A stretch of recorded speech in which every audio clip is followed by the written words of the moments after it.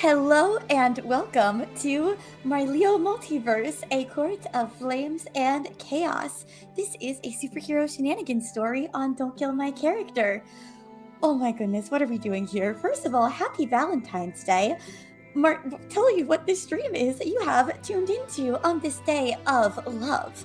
MarLeo Multiverse follows our characters from superhero shenanigans in other worlds. So if you have seen superhero shenanigans, this is probably going to be extra funny and silly for you. And if you have not seen superhero shenanigans, that is okay. These work and exist as standalone stories and adventures, and they are played with the KTEL Great Kings Roleplaying System, which is just Extell and I vibing through a story. My favorite way to tell stories. And making this story possible with me are mainly two things. First of all is Songcraft. The music that you are hearing on stream comes through Songcraft.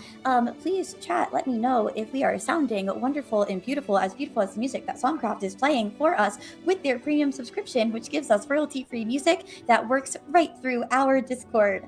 Thank you so much, Songcraft, for scoring all of the wild, wonderful things that we do on this channel. Alex is asking, when can we buy this RPG? You know, I have thought about using my expertise as a theater teacher to teach some RPG acting classes, how to do teach RPG performance, especially romance performance. And you know who I would really like to have help me teach that class, especially that romance class, is the wonderful performer with me here tonight. Hi, Extell. Hello. Go ahead and introduce yourself. Oh. I didn't realize that was okay. Here we are. Sorry. Yeah. They're gonna keep going. I love hearing you talk. Hi everybody. I'm Extell. My pronouns are he, him, as are my characters Leopold. Yeah. You'll meet in a minute. And I'm very excited to tell this story with Kate. And it's gonna be a fun time. But that's a me.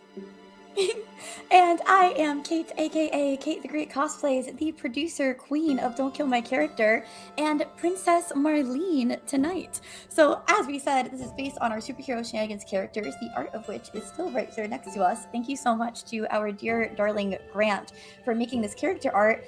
That's what they look like when they're in their superhero world. However, tonight we find them in a different universe, a romantasy style setting. So, if Extell is ready, and if the audience will allow a bit more of this KTEL chaos that we so adore, let's tell the story of MarLeo Multiverse in A Court of Flames and Chaos. We start in a grand ballroom in Emerald Kingdom. And the camera first finds now King Leopold.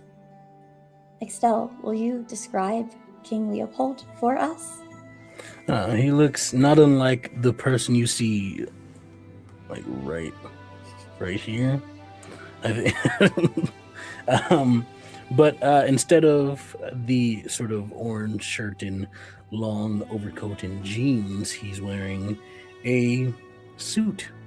Nice black shirt, black jacket, no tie, the top button undone. He does have on a set of glasses, as he tends to wear them, not because he needs them, but for stylistic purposes. As he is standing in front of his sort of entourage as he waits outside the doors to enter the ballroom. Mm-hmm. He's talking to his people. I forget what the term is for a king. I know attendants. There we go, attendants. Yeah. I wanted to say people in waiting, but I'm like, that's not for kings. Yeah. But advisors. Yeah. Attendants, people who are there to both pamper and also kiss his butt, which he doesn't really enjoy. but such is the formality of now being the king. And there's a solemn look in his eye, one that shows pride in this, who he is, his home, but also a sadness that sits behind the eyes. And One of the... Yeah. Oh, you can continue. You go right ahead. One of the courtiers next to Leo is going to go, "Smile, my king. You're about to meet your new princess, queen. This is going to be a happy day. We could all use one." Yes, you're correct. I'll try my best to put on the smile. Thank you for the advice. Yes, that is what I do. I am the advisor, and you will be hearing much more such valuable advice from me. I'm glad that I can already be of some service to you.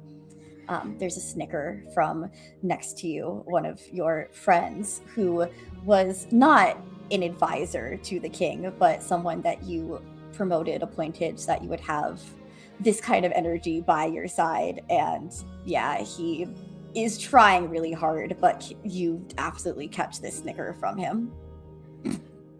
Okay. Yeah.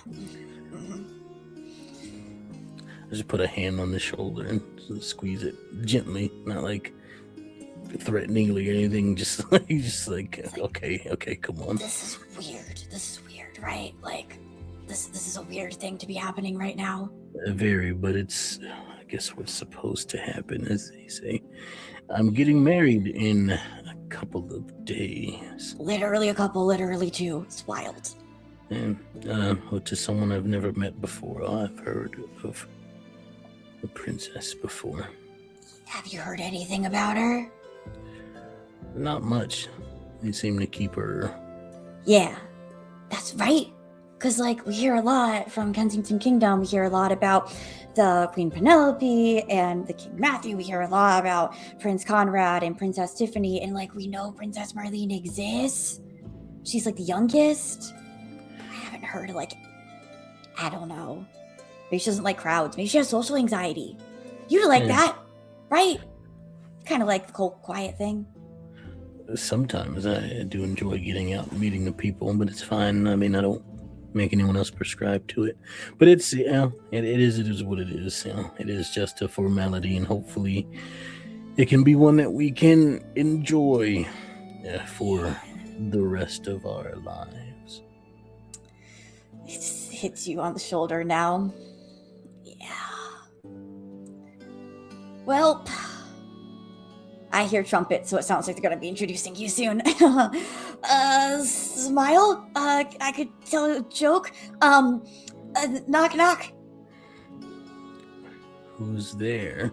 Interrupting cow. Interrupting cow. No! The other advisors look horrified right now. They're like, this is kind of unbecoming of a king. Yeah, that one kind of did make me giggle. Yeah. He's like, hey, I got him smiling. How's that for advice? I got him smiling. Do you think you have a name for this friend? I think James. This will be James. And as James said, you hear the trumpets from the ballroom blare up as the herald goes. And now announcing His Royal Highness, King Leopold.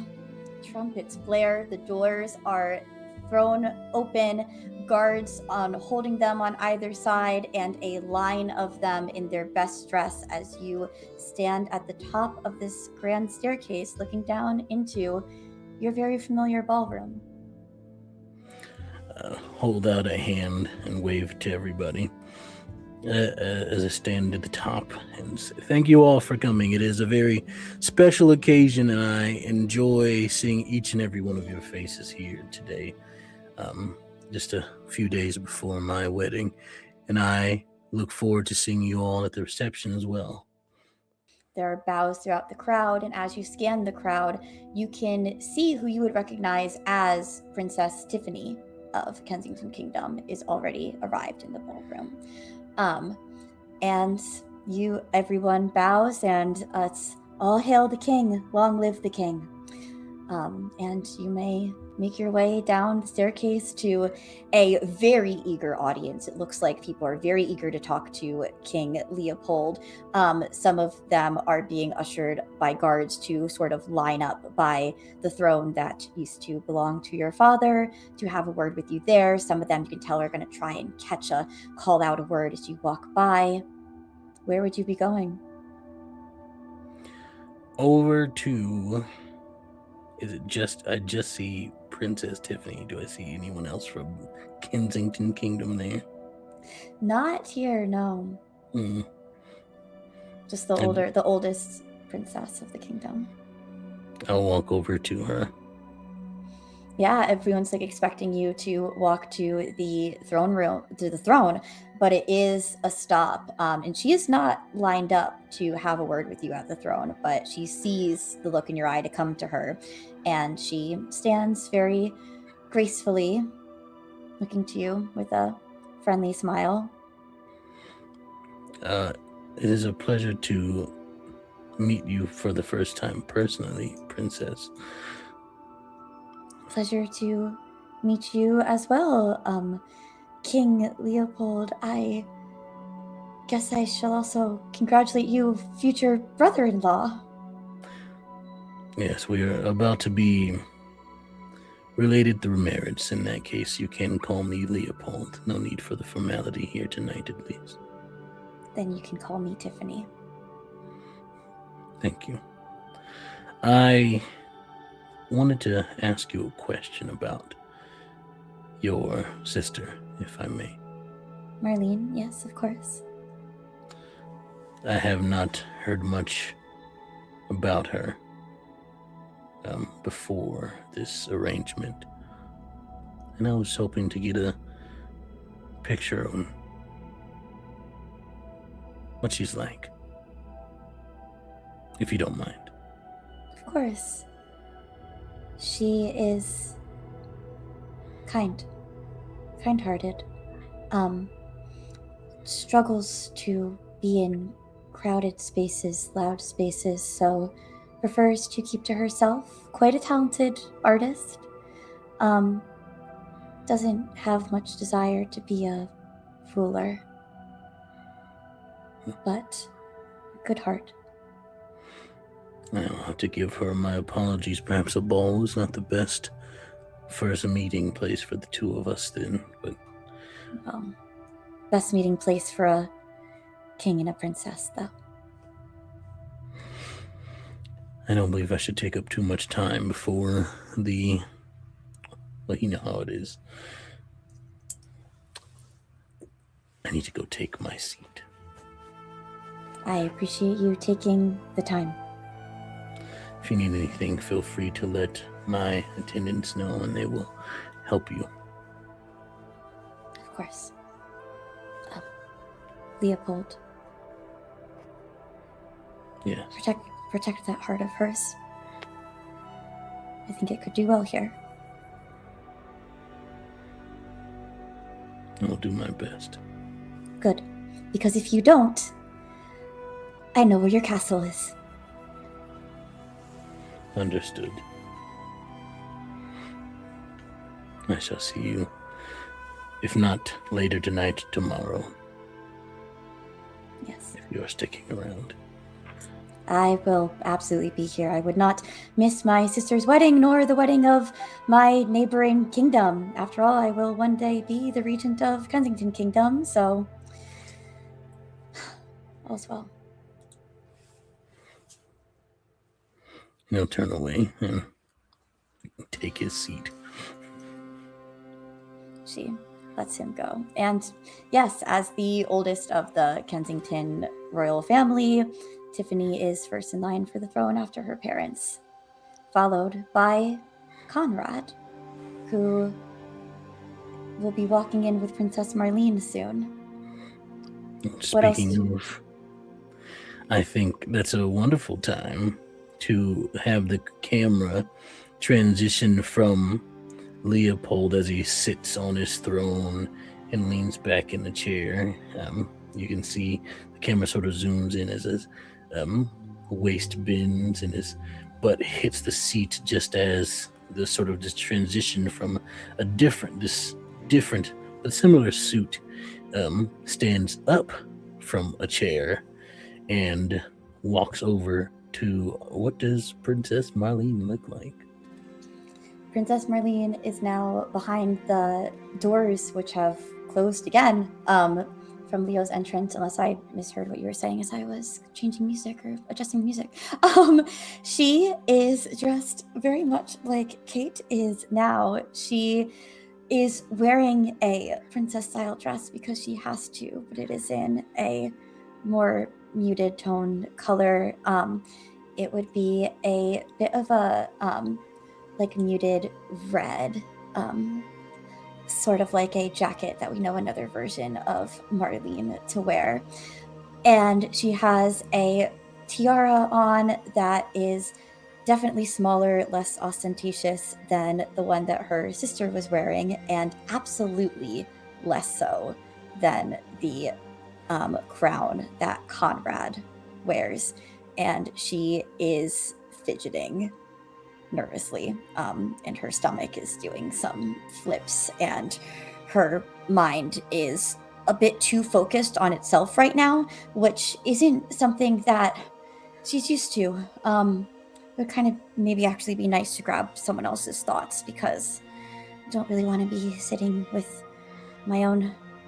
But it's fine. This will be fine. This is strange and weird, but I'm somewhere that's not my castle, so that's good. I think the stray thoughts you catch come from Conrad briefly, of a moment of like, she's doing it again. As he walks up and stands next to you. What is? I'd rather not catch Conrad's thoughts. That's like the worst thoughts to catch. They're just very judgmental, always judgmental, usually of me. What does Conrad look like? Conrad is not as tall as he wants to be.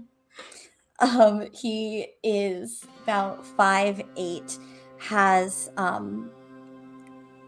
dirty blonde hair that is just too styled, to the point where it looks like if you were to touch it, it would just be like hard and crunchy, but he's very proud of it. His suit is similarly just very pressed, and where Marlene is trying to not be seen and we're more muted colors, his outfit is more bright. It is a lighter blue suit with these red epaulets and what looks like military garb, but Marlene knows that he has never done any real military service. It's all just things that they give him to pat him on the back and make him feel better so that he'll leave them alone, which she hears whenever he gets something new put on his coat of this is just something that they have to do. And those thoughts are actually not the worst to hear. They kind of make me chuckle.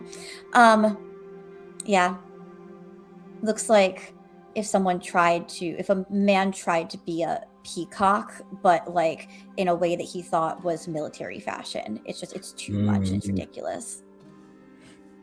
He walks up next to her and sort of straightens his jacket, making himself look more presentable than he's giving an effort to help Marlene look more presentable. Mm-hmm. As sort of most of the attendants that are standing here, similarly to how Leo had them, are mostly attending to him first.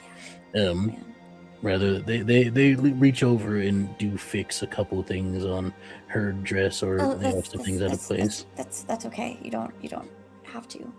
I can fix it if you just if you want to point out if there's like a wrinkle or sleeve out of place or hair. I can do that. Yes, she can do that herself. It is me who needs your attention, please. You heard the prince. Mm-hmm. Marlene, please try not to make a fool of yourself this first night. We have to make a good impression, yes? I mean, do I really have to? It kind of seems like this is a done deal no matter what my impression is. Well, given that he is a king, Mm-hmm. He there was a must prince be. like a week ago. It doesn't matter, Marlene, if he was a prince last night, 2 minutes ago, even 1 second ago. He is a king now. Father's a king. Yes, and he's I a know wonderful king. kings. Mm-hmm. Yep. Just don't be you.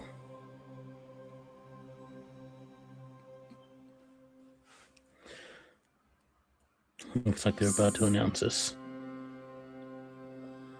Remember, the fate of our kingdom lies in your unworthy hands. Really great pep talk. It doesn't really feel like the fate of like our kingdom though. Like, you know, I'm leaving Kensington Kingdom at this point, so it's like the fate of Emerald Kingdom, technically, right? This alliance will prove to be a great boon to both kingdoms, particularly ours.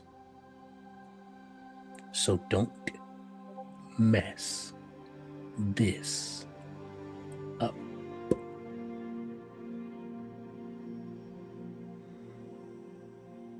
Got it. Are you ready? Good.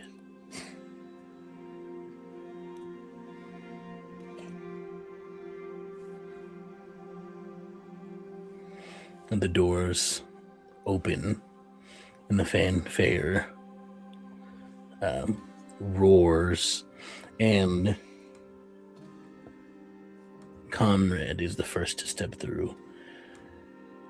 Now introducing Prince Conrad from Kensington Kingdom, and steps through, and he does like takes the whole moment away, like, so just steals it, just kind of like takes it away, and makes a big show of the entrance and begins walking down the stairs.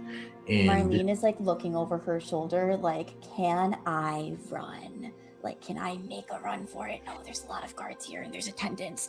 Oh, they would catch me, and Conrad would be really, really mad. Also, if I were to run, but like maybe I could.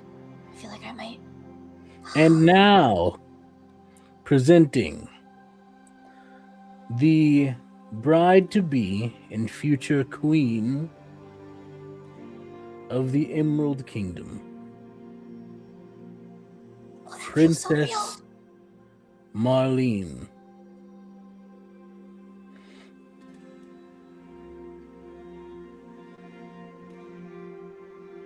Does she walk through? So right. I'm supposed to walk. I'm supposed to walk through. Walk starts. I start walking. Oh, there's a lot of stairs. Okay. This dress is long. I don't usually wear dresses this long. You have to walk down the stairs in the dress this long, and everyone's looking at me.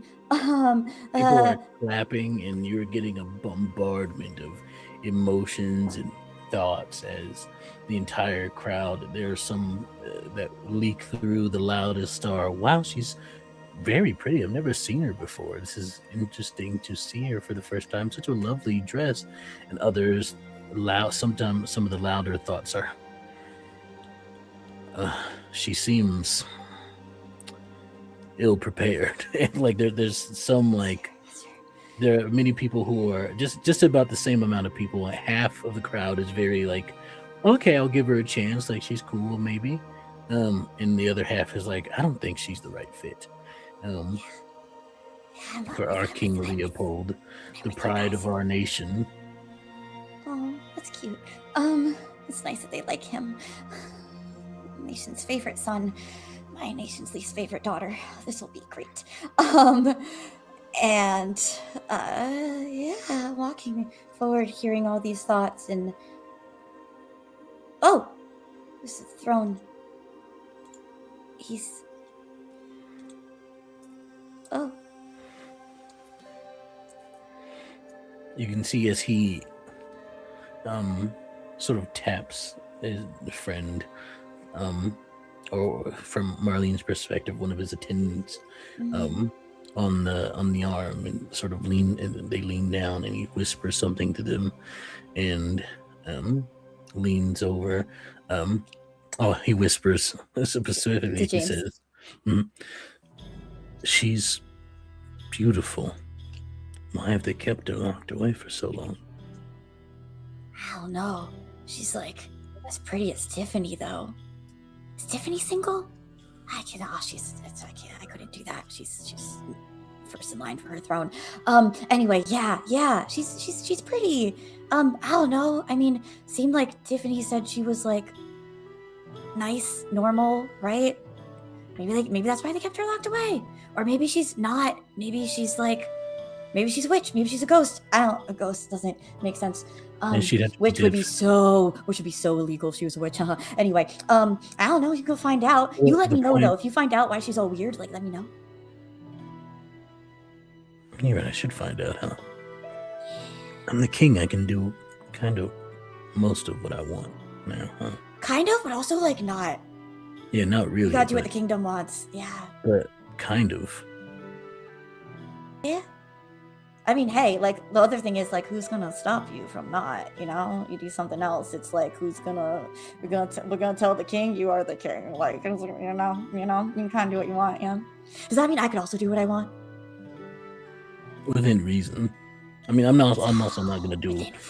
I'm not gonna do everything I want. I'm gonna do what I want within reason. Of course, I have my duties as a king that come first. But still, though, formal events, I don't have to do with like formality. I can. Oh yes, no. I'm stands up. You're already a really good king. Anyway, yeah. Stands up and starts to walk over to her. And yeah, Marlene is also approaching because she realizes that's what she's supposed to do, I guess. See a little nod her way, smile and nod from Tiffany as these two walk up to each other.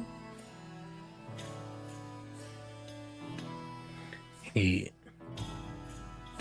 stops and stares for a moment and catches himself. Excuse me. Holds a hand out to her. And she takes the hand and then pulls back really quick. Oh, what?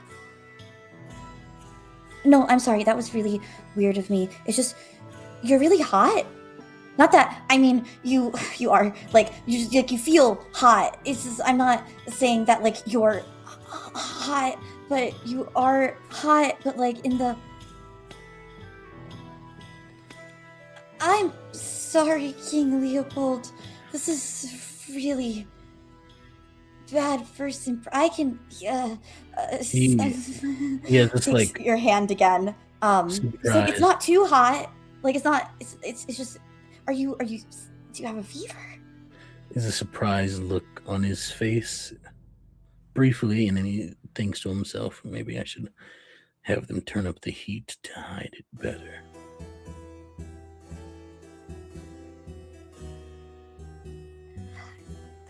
Hide what? What do you mean? You said, turn up the heat to hide something better? I'm sorry, am I like being too awkward? Do you need like do I need to hide? I can go. What do you mean you didn't say that? I did not say that. No, you did, because that would be really weird if you didn't say it, but I heard it. He'll lean down and kiss her hand.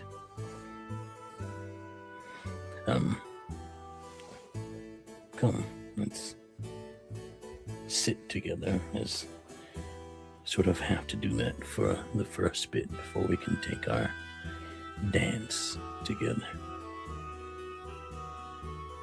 Mm-hmm. Yeah. Lead her by the hand back to the thrones. Oh, sitting here already? Is this okay? Is that really weird? It's customary. It's not the official throne. These are Got it. Cool. So it is still weird, but it's also customary.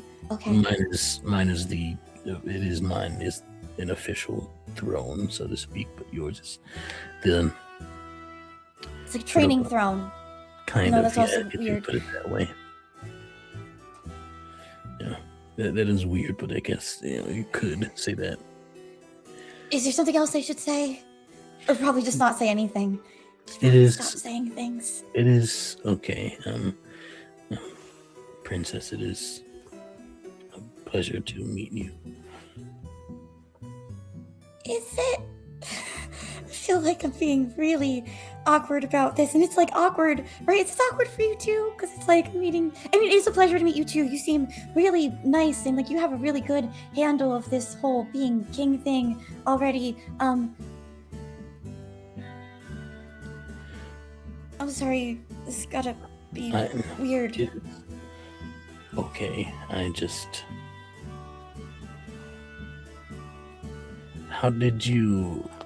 And I think as he starts to ask that question, the sort of his advisors come to like whisk her away and are saying things like, "You have to come meet this person, this delegate, this lord, this lady. We have to, to come meet them because you're the future queen." And then they start pulling her away, and he's like,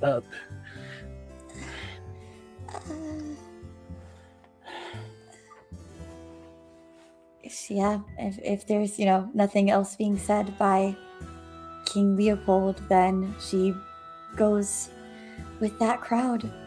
She's like, yes, I can meet people because it can't go any worse than that meeting went to start.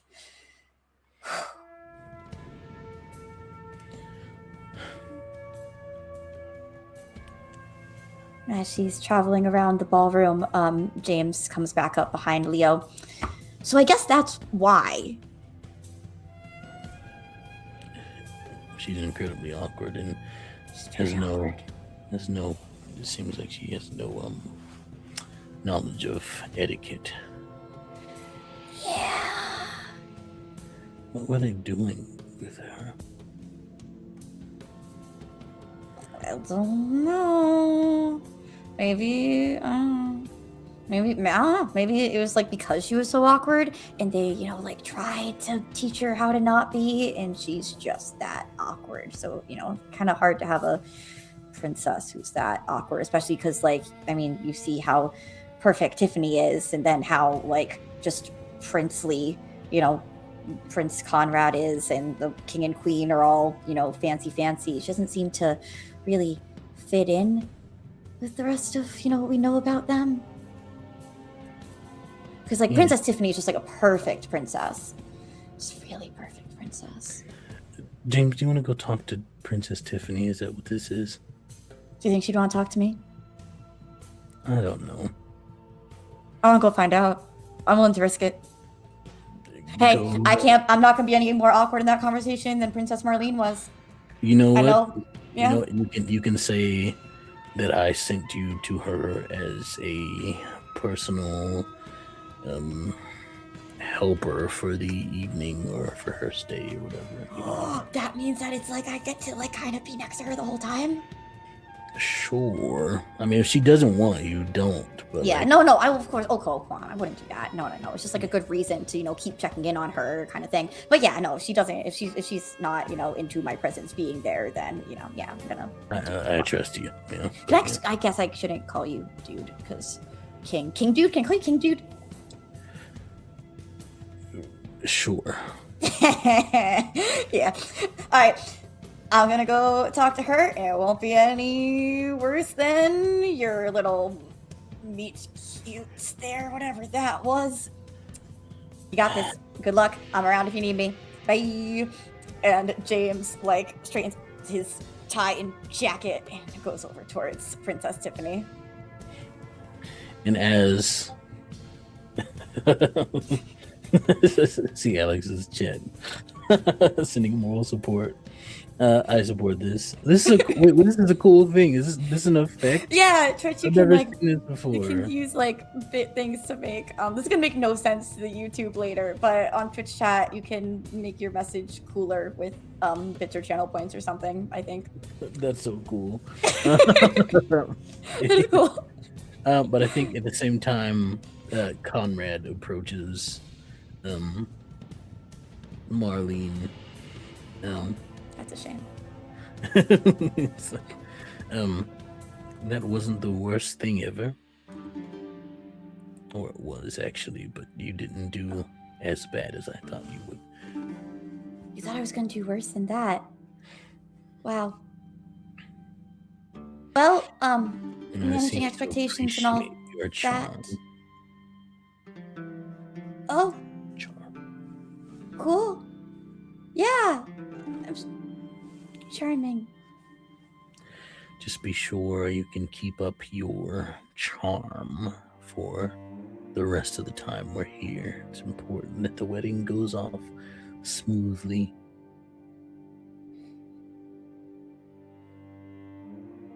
Why? I mean, it's like it's wedding, and you I know, told royal you wedding, lots of already. eyes on it. Yeah, but like you told me, they didn't really tell me. It was like, you know, that whole dark, serious thing that you do, like you're doing right now. Just keep it up, I guess. I'm So going to keep go being mingle. me, like actually be me. Unfortunately, Has the advice changed? that's what's working the most. Huh. I'm going to Hey, you go were wrong. mingle. I'm going to go mingle.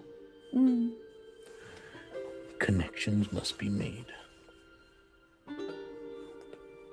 Cool. Yep. You go be your charming self. I guess that works for you. Then as he walks off, one of King Leopold's one of the sort of attendants that was with him before walks up to Marlene. This one is she's about the same. She's slightly taller than Marlene, like about a few inches.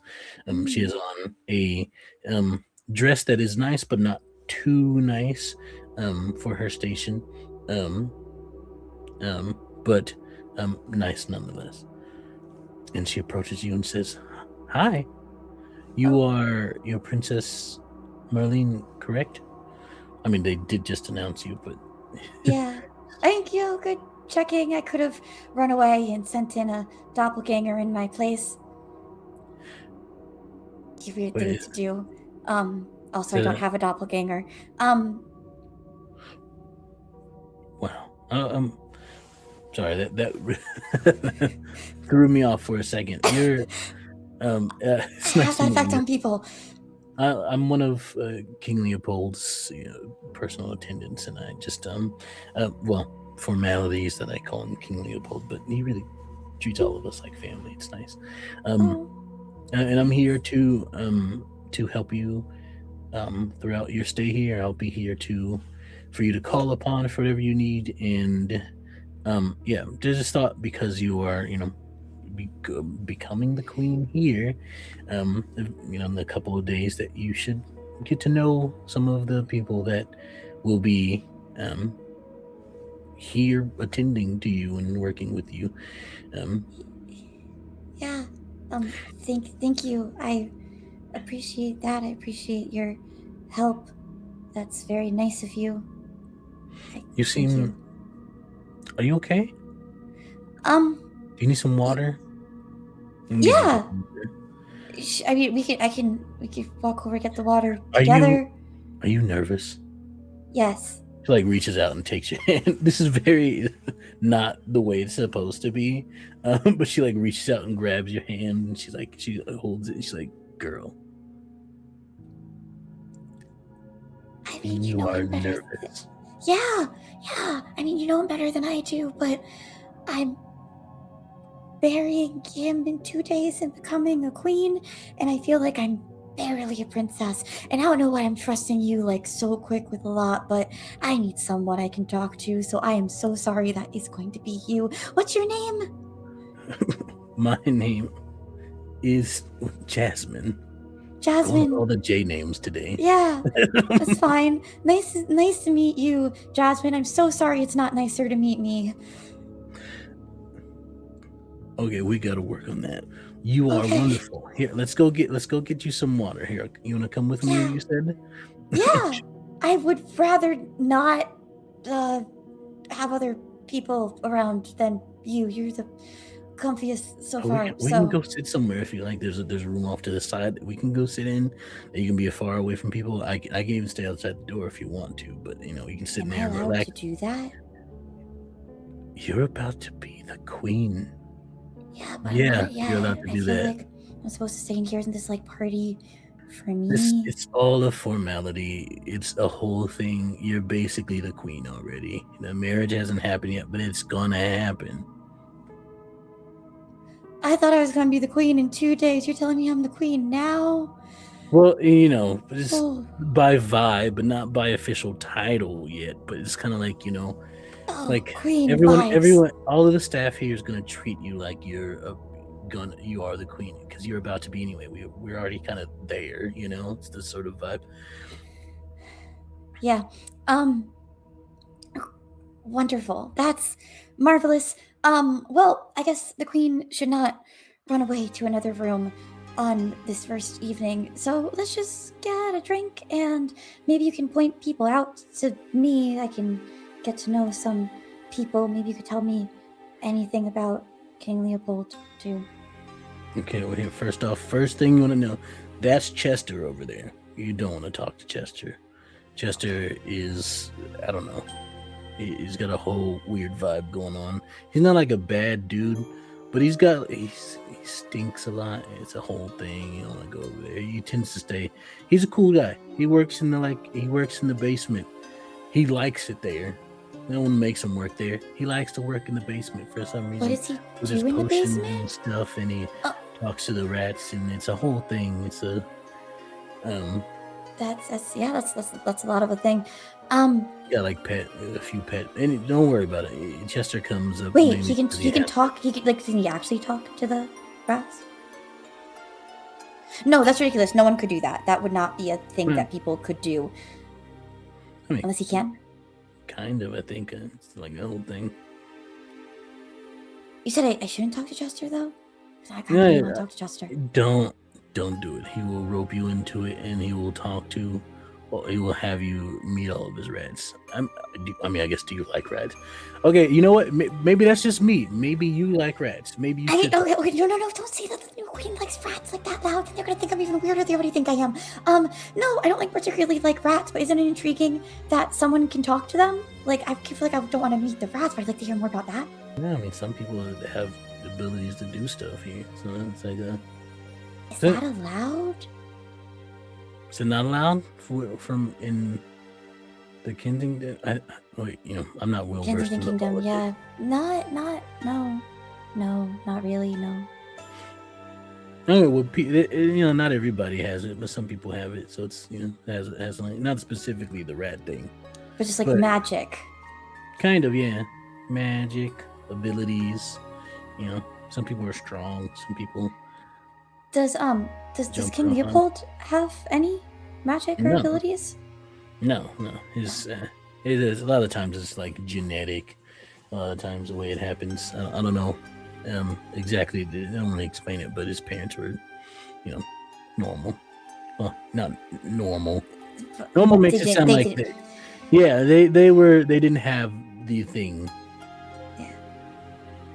Yeah. We call them wands in the Kensington Kingdom. People who Oh, have that's nice. magic and powers and abilities. It's not nice. Oh, Yeah. we can talk about that later. You want to know? Or about not. King Or we could talk about that never. Okay, well, you don't have to talk about it. But you want to know about King Leopold? Okay, here's the Yeah. scoop. Okay. So he's pretty chill. He's a chill guy. He only shows up. He doesn't really go to a lot of the fancy events, although he kind of has to now that he's king. He's just been going to a lot over the past week, and he hates it honestly. But he does enjoy like going out to the beach. That's nice. He likes going on the beach. He likes he likes helping around the city, the capital city. He'll go around. When he was prince, he had more freedom to do things. Not being the king. You know how it is. You can go around and do stuff. You have your duties, but it's like you can't. The king and the queen have more duties. But for the most part, you know how it's like. You definitely right because you're a princess. So yeah, I could do whatever I want whenever I want. That's normal for a princess. That's what I'm supposed to say here. Yeah. So he would go around the kingdom, before he'd travel a lot, go to different villages and cities in the kingdom, helping out. He helped rebuild that. You see that lord over there? That's the baronet. What's his name? The baronet. Oh yeah. Victor. That's who that is. Okay. Victor Leahy. Just got made into a baronet. He was a night before, and just before the king and the queen died, just were like, they were like they promoted him. How did the king and the queen die? It's okay. Don't bring it up to Leo. It's soft. It's a soft point. You call him Leo? Oh, don't bring it up to him. Sorry. King Leopold. No, wait, but because I know, you said you weren't calling him like king, you're calling him Leopold, but you even call him Leo? It's nice. Anyway. But don't make it up. I will not, don't talk about dead parents. He'll bring it up eventually. Let him do it, because it's kind of a, soft point for him. He loved his parents. But, they, we kind of don't know entirely. There's some hinted foul play, but we can't. As far as I understand, there's more. There's some. The public is kept pretty up to date on a lot of stuff. Yeah. The royal family tries to be as transparent as possible. Consider themselves servants of the people, and not the other way around. But anyway. Wow. That's a concept. I support it. I'm not saying that wow, that's good. I like that. So what we have are the people aware that foul play might have been involved? There's some a lot of time it's not entirely public knowledge. They try to be transparent if possible. So they did not.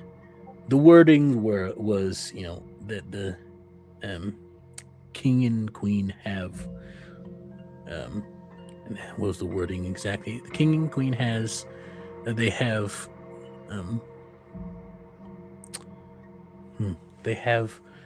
died.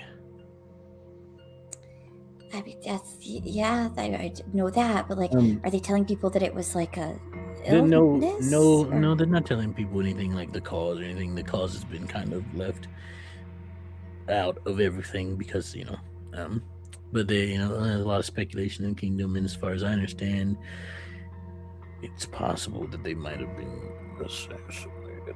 But that's a whole thing in and of itself. Is the castle safe? Because now we're gonna be the king and queen here. Should I be worried?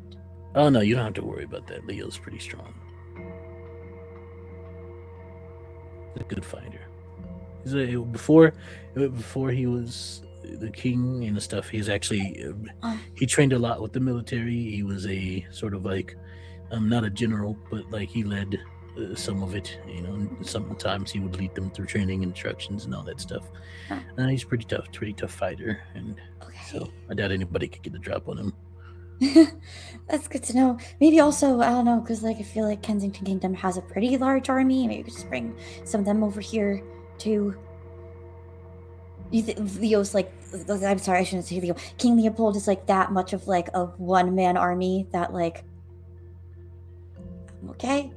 I mean, there I would mean, be like a lot more than that if needed a for me to be team, okay. But if sorry, a team of assassins showed up at your door, I'd, it's not the best thing ever, but I'd say you can, it's a 50-50 shot.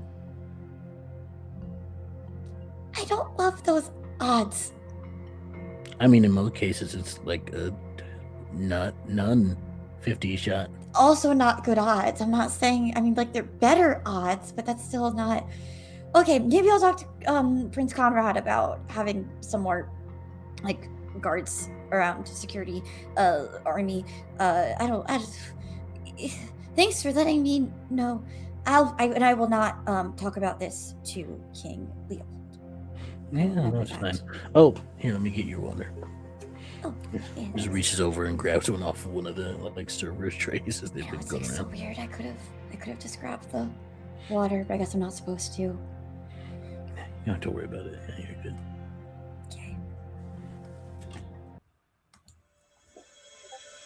Okay. Does King Leopold like water? I don't know anything about him. I think you're gonna be fine. I think you're the only one who thinks that. No. But, Yeah, you're definitely gonna be okay. I know him, and yeah, you got it. You seem really confident in that, and I appreciate that confidence, and I will try to adopt some of it. You didn't see the I'm not gonna spoil too much. Yeah, I'm gonna let you figure it out for yourself. It's gonna be more fun that way. Cool. Fun. Games. Yeah. Thank you, Jasmine. No problem. Hey. You're gonna be okay. Okay. It's almost time for the first dance. Oh. Well, not the first dance.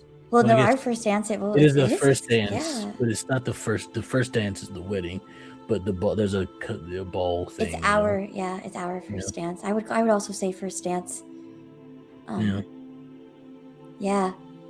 It's your first dance as princess and king, but it's also your last dance as princess and king, because in 2 days you'll be king and queen, and that'll be your first dance.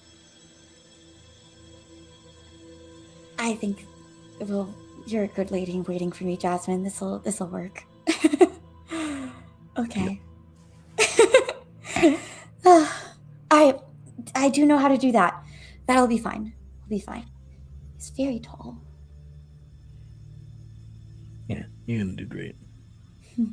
Okay.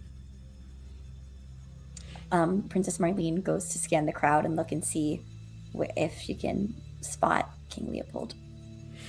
He's with a crowd of people, talking to them. Very animated arm movements, not too big, but just like bigger than probably what's customary or like what should be the case, but not so much so that it's like he's knocking things over. He's like doing like big arm gestures, but he's making motions as he's talking. There's courtiers who are just like laughing too loud at the jokes, because he is the king. Well, it looks like it's almost time, so I should go find my bride to be. Thanks for the talk, everyone. Oh, thank you, my king. That was a fabulous talk. You're a really wonderful storyteller. You should do it more often. Thank you. I'll be on my way. He steps away and looks at. Yeah, they let him go. Looks for Princess Marlene. I think at that moment, then they would catch each other's eyes from across the room.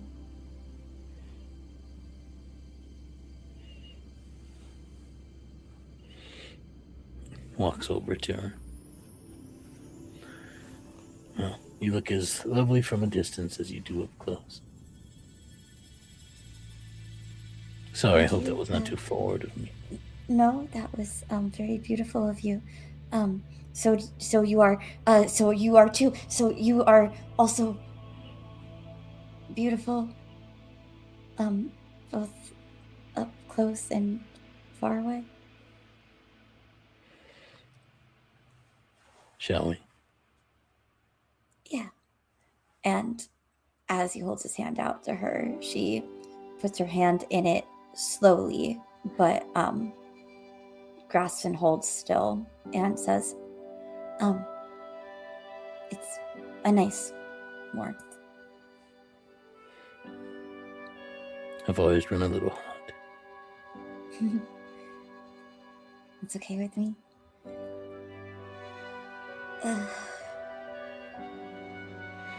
He leads her to the dance floor. And everyone sees the current king and queen to be coming, so there is the crowd shifts so that they can easily reach the center.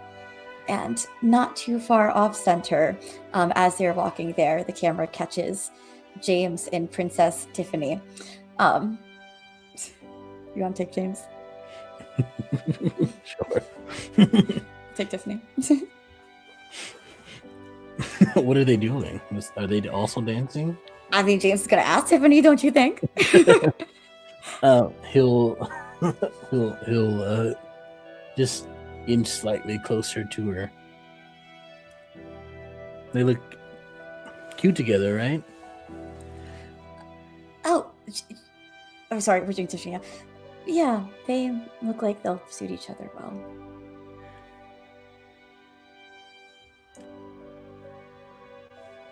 You know, I know to dance too. Do you now? King Leopold taught me, back in the day, helped me out with figuring out the steps. I can do a nice little and he does like this 2-step and then heel click. Oh, you certainly are a dancer, yes. I know that I'm just kind of here to help you out this evening. So maybe if you don't have any people wanting to dance with you, in the formal way, I can help with that too. You're going to find me a dance partner. Is that what you're offering, or are you offering something else? Or it could be me. I'm saying, I can be your dance partner if no one else is your dance partner. Would you like to be my dance partner, James? Oh, I mean, if you're asking, yeah. All right, then. And Tiffany will take James' hand, but they're holding back because this dance is going to start just between Marley and Leo. And the camera goes back. Princess Marlene and King Leopold, that is. We see them in the middle of the dance floor. He wraps his arm around her waist and takes her hand in his. Steps in close to him, first too close, and oh wait, hold on. It takes a half step back. I don't mind. Okay. Steps back a little bit closer.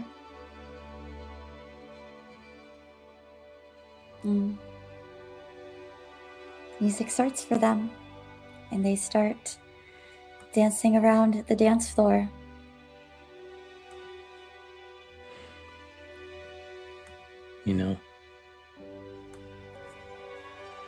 I was worried that I wouldn't enjoy like me? this. Oh. Well, I guess you could say. I was worried that you wouldn't like me or I you. But I guess I can say for myself that I, so far,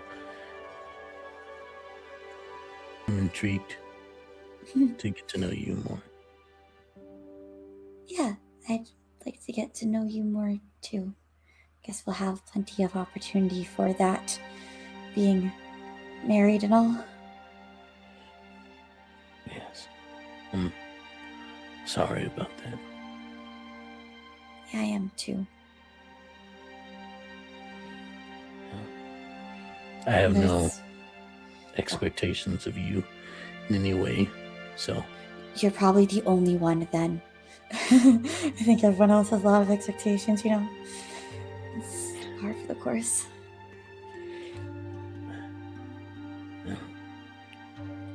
I just whatever the case may be, I just want you to feel comfortable here while we are married, and however you wish to engage with that is okay with me.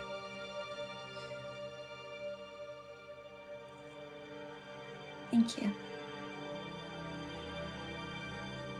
I do feel very comfortable here, actually. She says in his arms. Surprised how comfortable I am. In his mind, he says, I could hold you like this forever. Oh. I wouldn't mind that. Wouldn't mind what?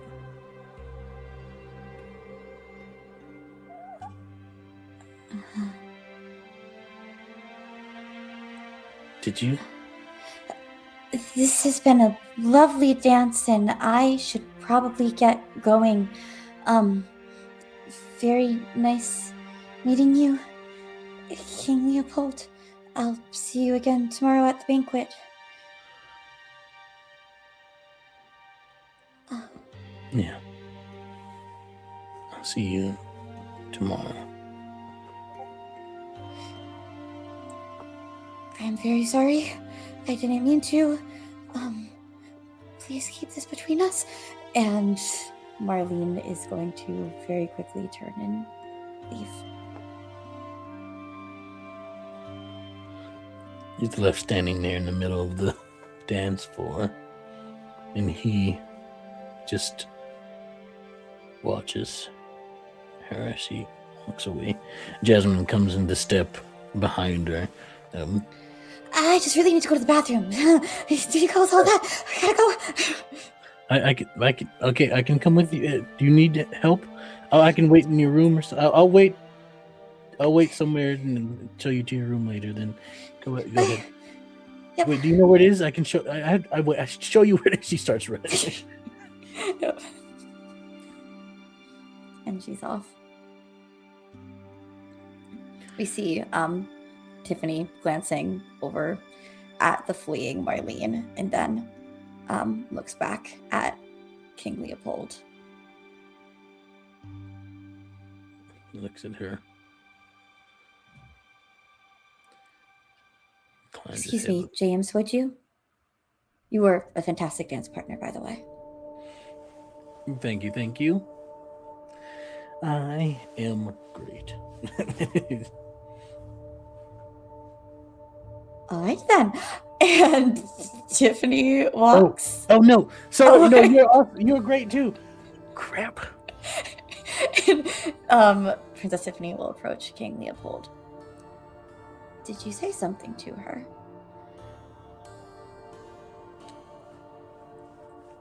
No, she seemed to get flustered at something.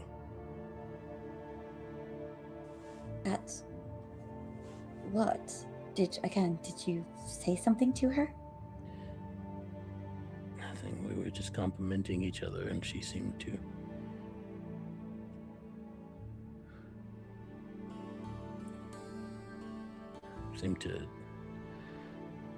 I hope I did not offend her. I told her she looks beautiful and that it would. Oh. Perhaps that was it then. She just might be overwhelmed at the compliments. I'm sure you did fine. Can I ask you a question?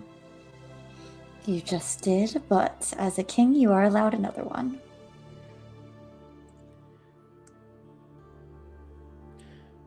Why?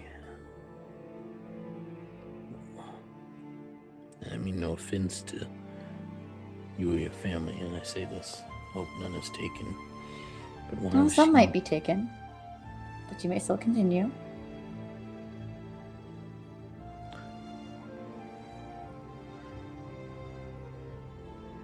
Why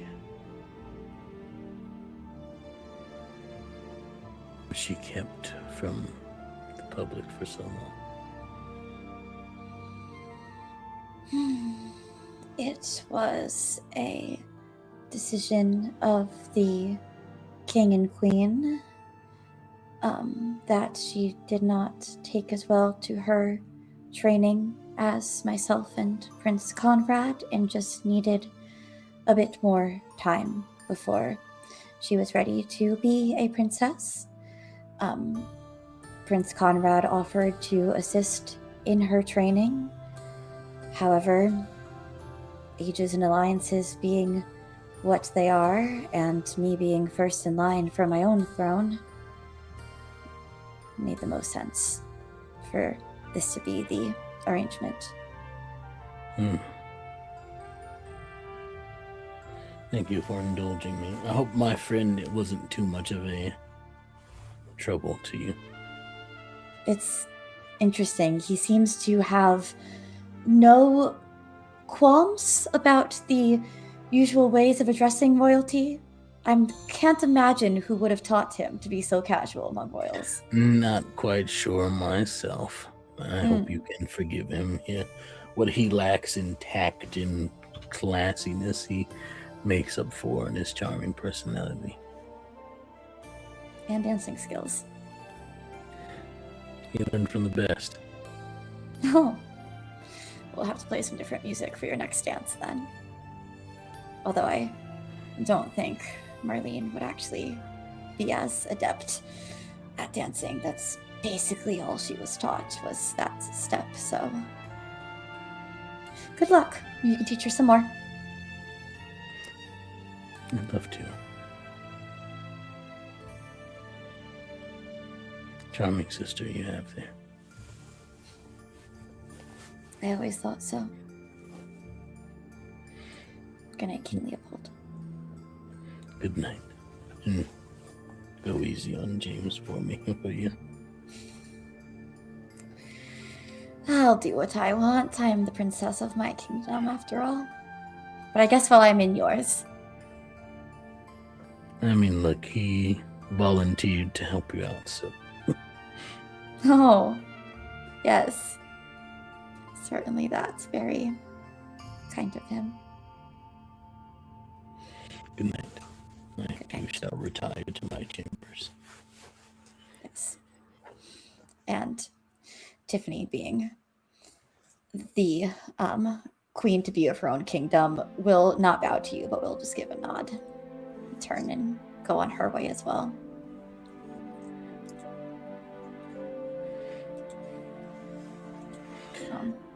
Icy glare from Conrad, though, as he watches that exchange between Tiffany and King Leopold, and also had clocked Marlene's exit. And I think that's a good place to close out the night. Do we want a break, or do we want to keep going? I think we could take a break. All right, we will take a break there. We'll come back because we have the next day of the banquet and then the day of Princess Marlene and King Leopold's wedding. Chat, you are super fun and we're having a lot of fun with this story. We'll be back after a quick 5-minute break because there is more of this story to tell. See you soon, Royal Court. Hello and welcome back to MarLeo Multiverse, a court of flames and chaos. What if our characters, Marley and Leo from Superhero Shenanigans, were in a romantasy setting? And as you have already probably figured out if you've been watching, I am playing Princess Marlene and others, and Extell is playing King Leopold and others. So we are both sharing the player and storyteller role and trading NPCs around. Mm-hmm. Such is the Great Kings K-Tel storytelling system. That's how it works. Patent pending. Yeah. And with that, I think we'll go back into our story. We left our characters after Marlene fled the ballroom following an awkward encounter of their first dance. And now it's nighttime. Leo sits on his bed and takes off. He's sitting in his sort of like nightly attire, which he tends to sleep shirtless. And as there's like some of these scars over his body. Some of them are burn marks. Others are scars from what look like weapon attacks. And he messes with the ring on his non-wedding finger. The ring finger on the other hand, that's not the married one. And sort of like twirls it around. And I think a memory comes to him of his mother giving him this ring and telling him who it belonged to.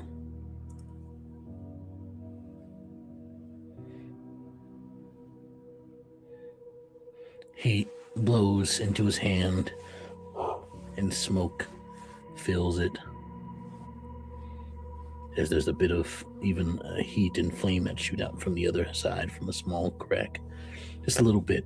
Nothing intense, but smoke and flame blow through his fingers and quickly disappear just as quickly they arrived. And he says to himself, how did she feel it? This ring is supposed to block it.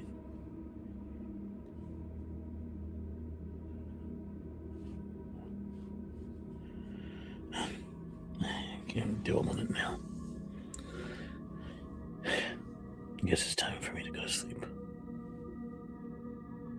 And he lays down, and after not too much time, Leopold, with his ability to go to sleep quickly, is renowned in the kingdom. You broke me. Continue. I did it, yo. That's the end of the show. Thanks for coming. Yeah, as if this wasn't already just like, too meta. Anyway. As you were. And he lays down and falls asleep within a few minutes of laying down. And off to dreamland. And what is his dreamland? He is in a forest. Similar to how he fell asleep in sort of these long pajama pants and barefoot and shirtless. But he is battling a not fully adult, but is an adult, but not a fully developed or old, but a sort of young adult dragon. And he sort of, as we see this, he grabs the dragon's jaws in this like sort of like grip using both of his arms, and sort of pins it down as it flies towards him. They skid along the ground as he pins the dragon's head to the ground, and he says, "Oh, is that all you got? Come on, tell me what you got, Isaac." You can't hold back on me. And the dragon speaks and says, you are getting too strong, Leopold. This is the only way I can let loose. You're a fire dragon. You can take it. It's all right. And he lights up his arms, similar to a person named after the famous book War and Peace. In a movie. He lights up his arms in fire as he starts to, his arms start to heat up and steam rolls off of his body. And he's starts to wrestle with the dragon again, and they go to fight. The dragon morphs into a humanoid form that's large, much larger than Leo. But in terms of like age, I guess you could say they're about the same age in a way, in their sort of lifespans. And so they start duking it out fist to fist and just brawling with each other. Amazing. And then we have Princess Marlene, who has a much harder time falling asleep. She is tossing and turning, thinking about everything she did wrong and the things she said that she should not have said. And try as she might, she cannot fall asleep on her own. And she knows that she needs to sleep because tomorrow is another big day and a chance for her to make so many more mistakes. So she has a way of making sure that she can fall asleep. And she does that. And then, as she does, she finds herself watching exactly what we saw before. And the two of them are sort of hand-to-hand fighting. Isaac lands a blow on Leo that knocks him to his, on Leopold, that knocks him to the ground, and he sort of does this bounce as he hits the ground, and it cracks, and he bounces back up slightly before hitting again, and he stands up, and he's like, "You don't have to hit so hard." He's like, "I thought you wanted to practice." All right, and he goes to kick upwards at Isaac before it stops halfway. He's like, "Wait a second. Wait, this is King Leopold's dream. I've never seen someone else's dream before. What are you doing here?" Oh, you can see me. He turns around. Yeah. Yeah. Oh, it's a dream. Isaac isn't here for real. Yeah. Yup, this is a dream. You're just dreaming me. That's so nice of you. Go back to sleep. Oh, you're already sleeping. Marlene? Look at you. Yeah, you're dreaming of Princess Marlene, who you met today. That makes sense that you would dream of me because you just met me. So, this makes sense. This has logical, rational, legal explanations. I know it's you. I can tell. Are you... How did you get here? Is that part of what you did earlier?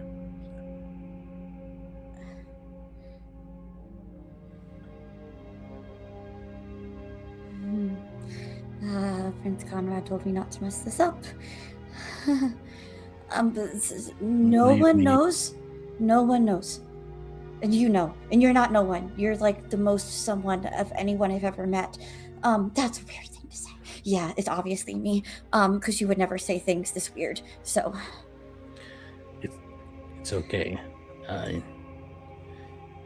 I'm not supposed to be able to do the things that I do either, from what I can tell. It's kind of what you're getting at. Our little secrets. Sure. First one as a couple. It's cute for us, right? I'll tell you my story if you tell me yours. Or you don't have to tell me yours. That's weird. I can just tell you mine, and you can whatever. You called us a couple. Well, yeah, aren't we? I mean, we're engaged. I mean, I guess we've been engaged for a long time, though. But we're like. Remember what I said during the dance?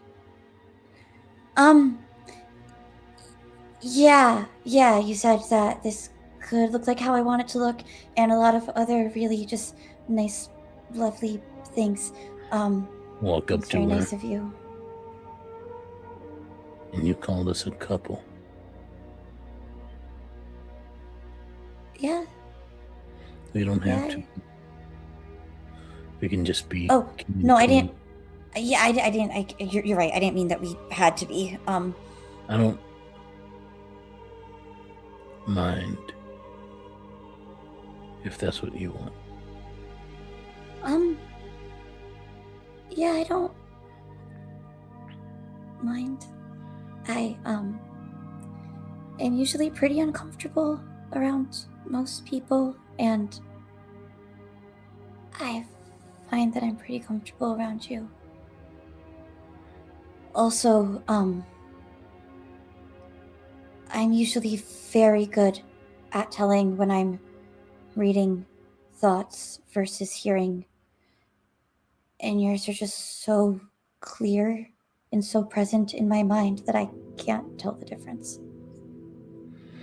And I'm usually pretty good at hiding my fire,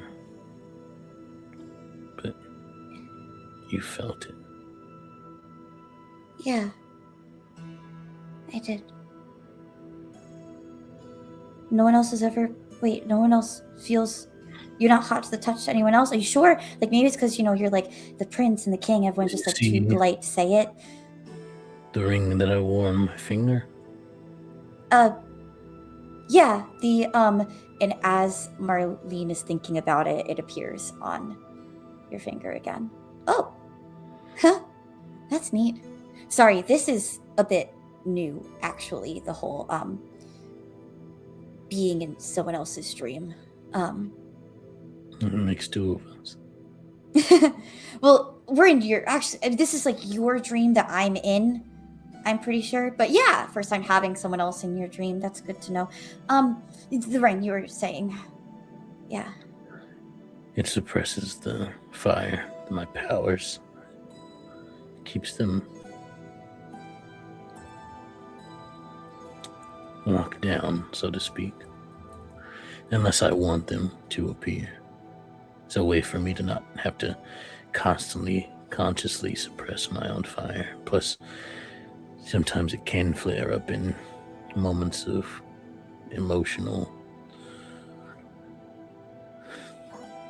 But is that why Jasmine said you're like a one-person army?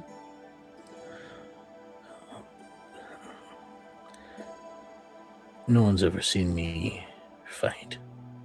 I was mostly sent in for solo missions, and yeah, when I would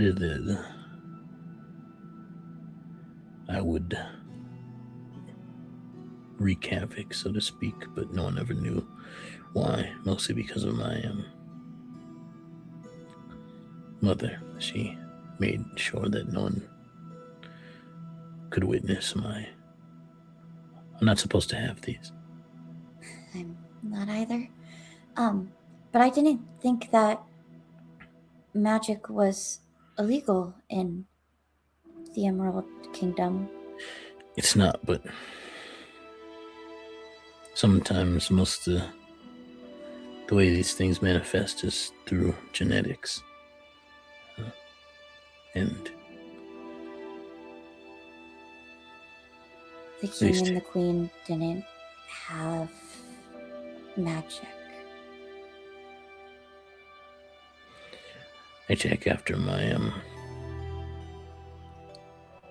real father, who, I don't know why I'm telling you this. This is... I'm sorry. No, it's you don't okay. have to. It's easy. That's what's surprising about it, is that I want to. But he could control air as an element. And it seems I inherited that to some degree. But your father wasn't the king, so... It was a marriage that wasn't supposed to be a child. Yeah. That wasn't supposed to be. He had no stations. He was a wanderer. My mother fell in love with him all the same. I mean, don't get me wrong, my stepdad is nice. Yeah. He knew. Just the three of us did. But yeah, and I loved both of them dearly. But yeah, it is. The public would have something to say if it was known that I was born out of the arranged marriage of... Yeah. And then there wouldn't be a clear line of succession to the Emerald Kingdom throne. So, and you make a very good king. Your people obviously adore you, and you're just very poised and eloquent and handsome and charming and all the things that a king should be. It's just very easy to love you. So, you don't see why people would want you to be king. He'll step closer till he's right in front of her, just not less than a foot away. And he'll put his hand out and hesitate. And may I?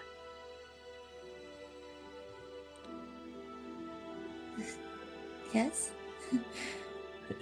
Brushes a hair behind her ear. And then rests his hand against her cheek. Still warm. Sorry, it's nice. It's comforting. Wanted to do this since I saw you. Since you first saw me, when I looked like I wanted to run all the way back to Kensington Kingdom, or actually farther. He didn't see the look in your eye when ours met.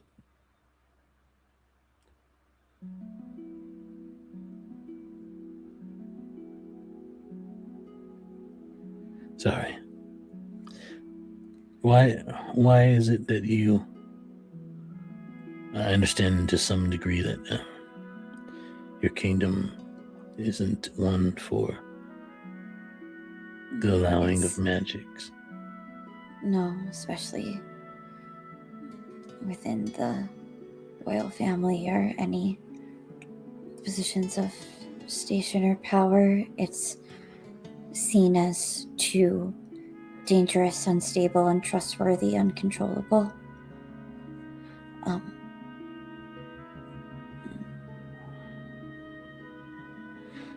Why? Is that why they kept you away? They were worried for their view to the public? I think it could threaten my entire family's claim to the throne if anyone found out. So they know. I'm pretty sure. It's hard to read them sometimes, so I wouldn't be surprised if they actually found someone else with magic to word them against me. But, the public messaging is that I'm just too awkward. But I wonder if my brother, my parents, my sister do know. I don't think they want to admit it if they do. Not even to tell me. But I don't always get their thoughts or feelings.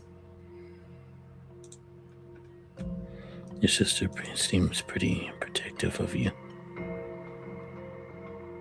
I think hers comes from a nice place, though. It does. I can tell. You can tell? Do you also? Is that part of your powers? Can you also read? No, I'm just good at reading people. It's good quality to have as a royal, especially when so many people just want your attention for your attention's sake and not because they actually value you as a person, but rather what your attention can bring them. They can say, oh, the prince, the princess, the king talk to me. So, yeah, it's a whole thing. But I'm pretty good at reading people, and yeah, I think. But it's different with you. What do you mean? It's like it's not like I'm reading you, it's like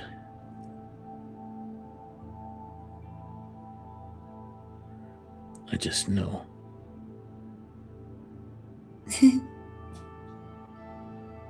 Oh. Beach? Sorry, this isn't my favorite place to go. It's peaceful.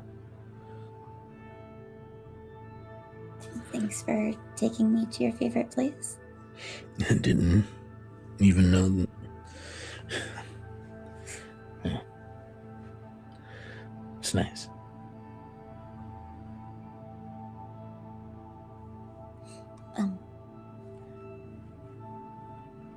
So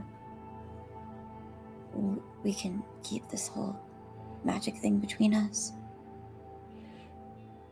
Does Chester also have magic? Chester? Yeah. I think he just likes talking to the rats. I don't think. But can he actually talk to them? Because that's another thing I can do is talk to. They talk back. Oh. Okay. Oh, you can. Oh, it makes sense with the reading. Yeah. Yeah, because it pretty much works the same way. Because I can talk in people's minds too. But wait, do they speak? Yeah, like because it's like different. It's just like the thoughts, so I can communicate with them. Like different animals are different about it. Some feel like they've been trying their whole lives to talk. Some, it seems like they have talked to other, especially princesses. Like animals don't seem that surprised when I talk to them. So I don't know. Maybe it's a princess thing to be able to talk to animals for some reason. Doesn't make much sense to me why princesses would be able to do that. But some other animals tell me it's like, oh, another princess. I have a princess further to the west that is able that communicates through animals by singing to them in a way. Or when she sings, they kind of flock to her. Yeah, I would never subject any animals to that. You have a lovely singing voice. Oh, no. It's, I don't know. You think, right? Because that's like a whole princess thing too, that like princesses can sing. Tiffany can sing. No. I can draw though. I'd like to see your drawings one day then, if you would like to show them to me. Yeah, I could show you drawings I've done. I could draw you if you want. Yeah, I can do that. Is that weird?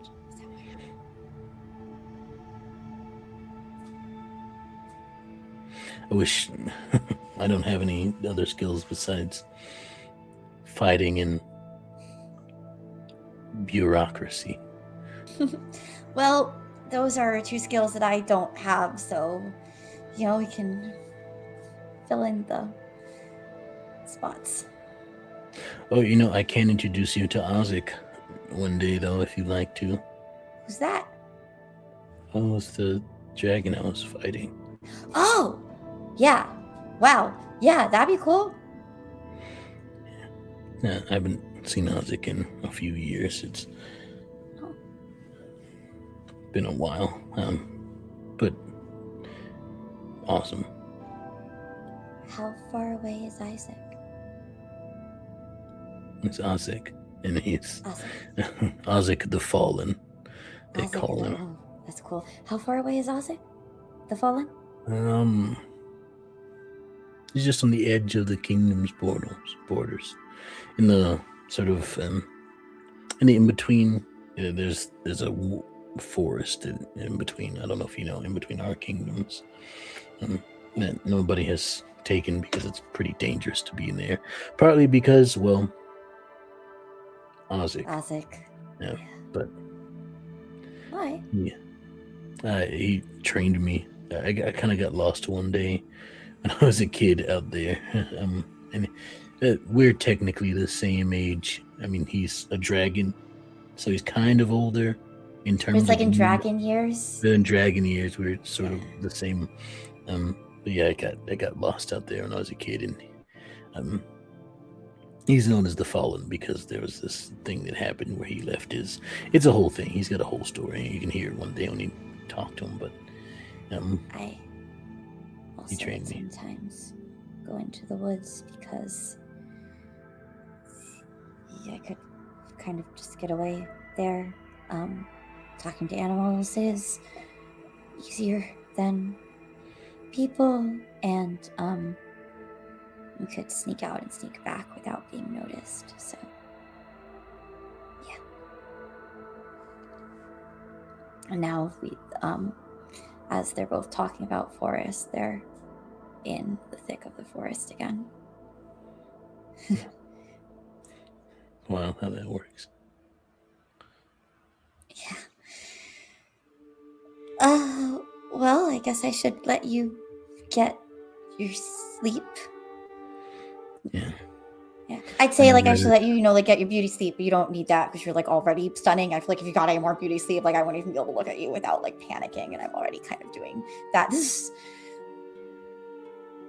I should just say goodnight.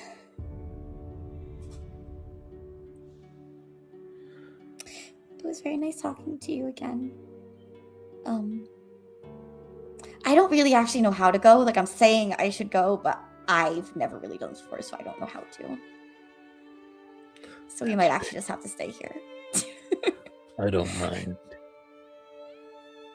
I mean, we are both asleep, so I think, right? Unless you're in my room. No, I I can make myself fall asleep, so I did that. And you're sleeping because you're the one dreaming, so yeah. Well, we're both asleep. It's not like we're wasting any time here. We can spend the night together in this forest, and you can tell me all about Marlene. I'd like that. You can tell me about Leopold. I can say that. You can call me Leo. Oh, whatever you like. I like Leo.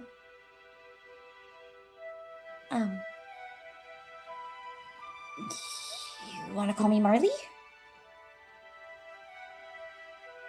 Yeah. Okay. Marley. Leo.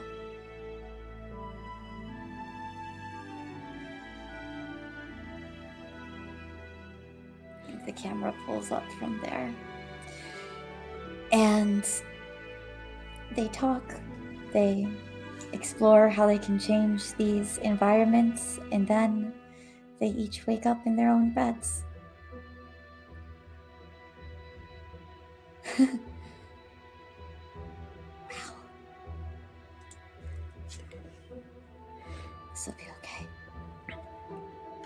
great, actually.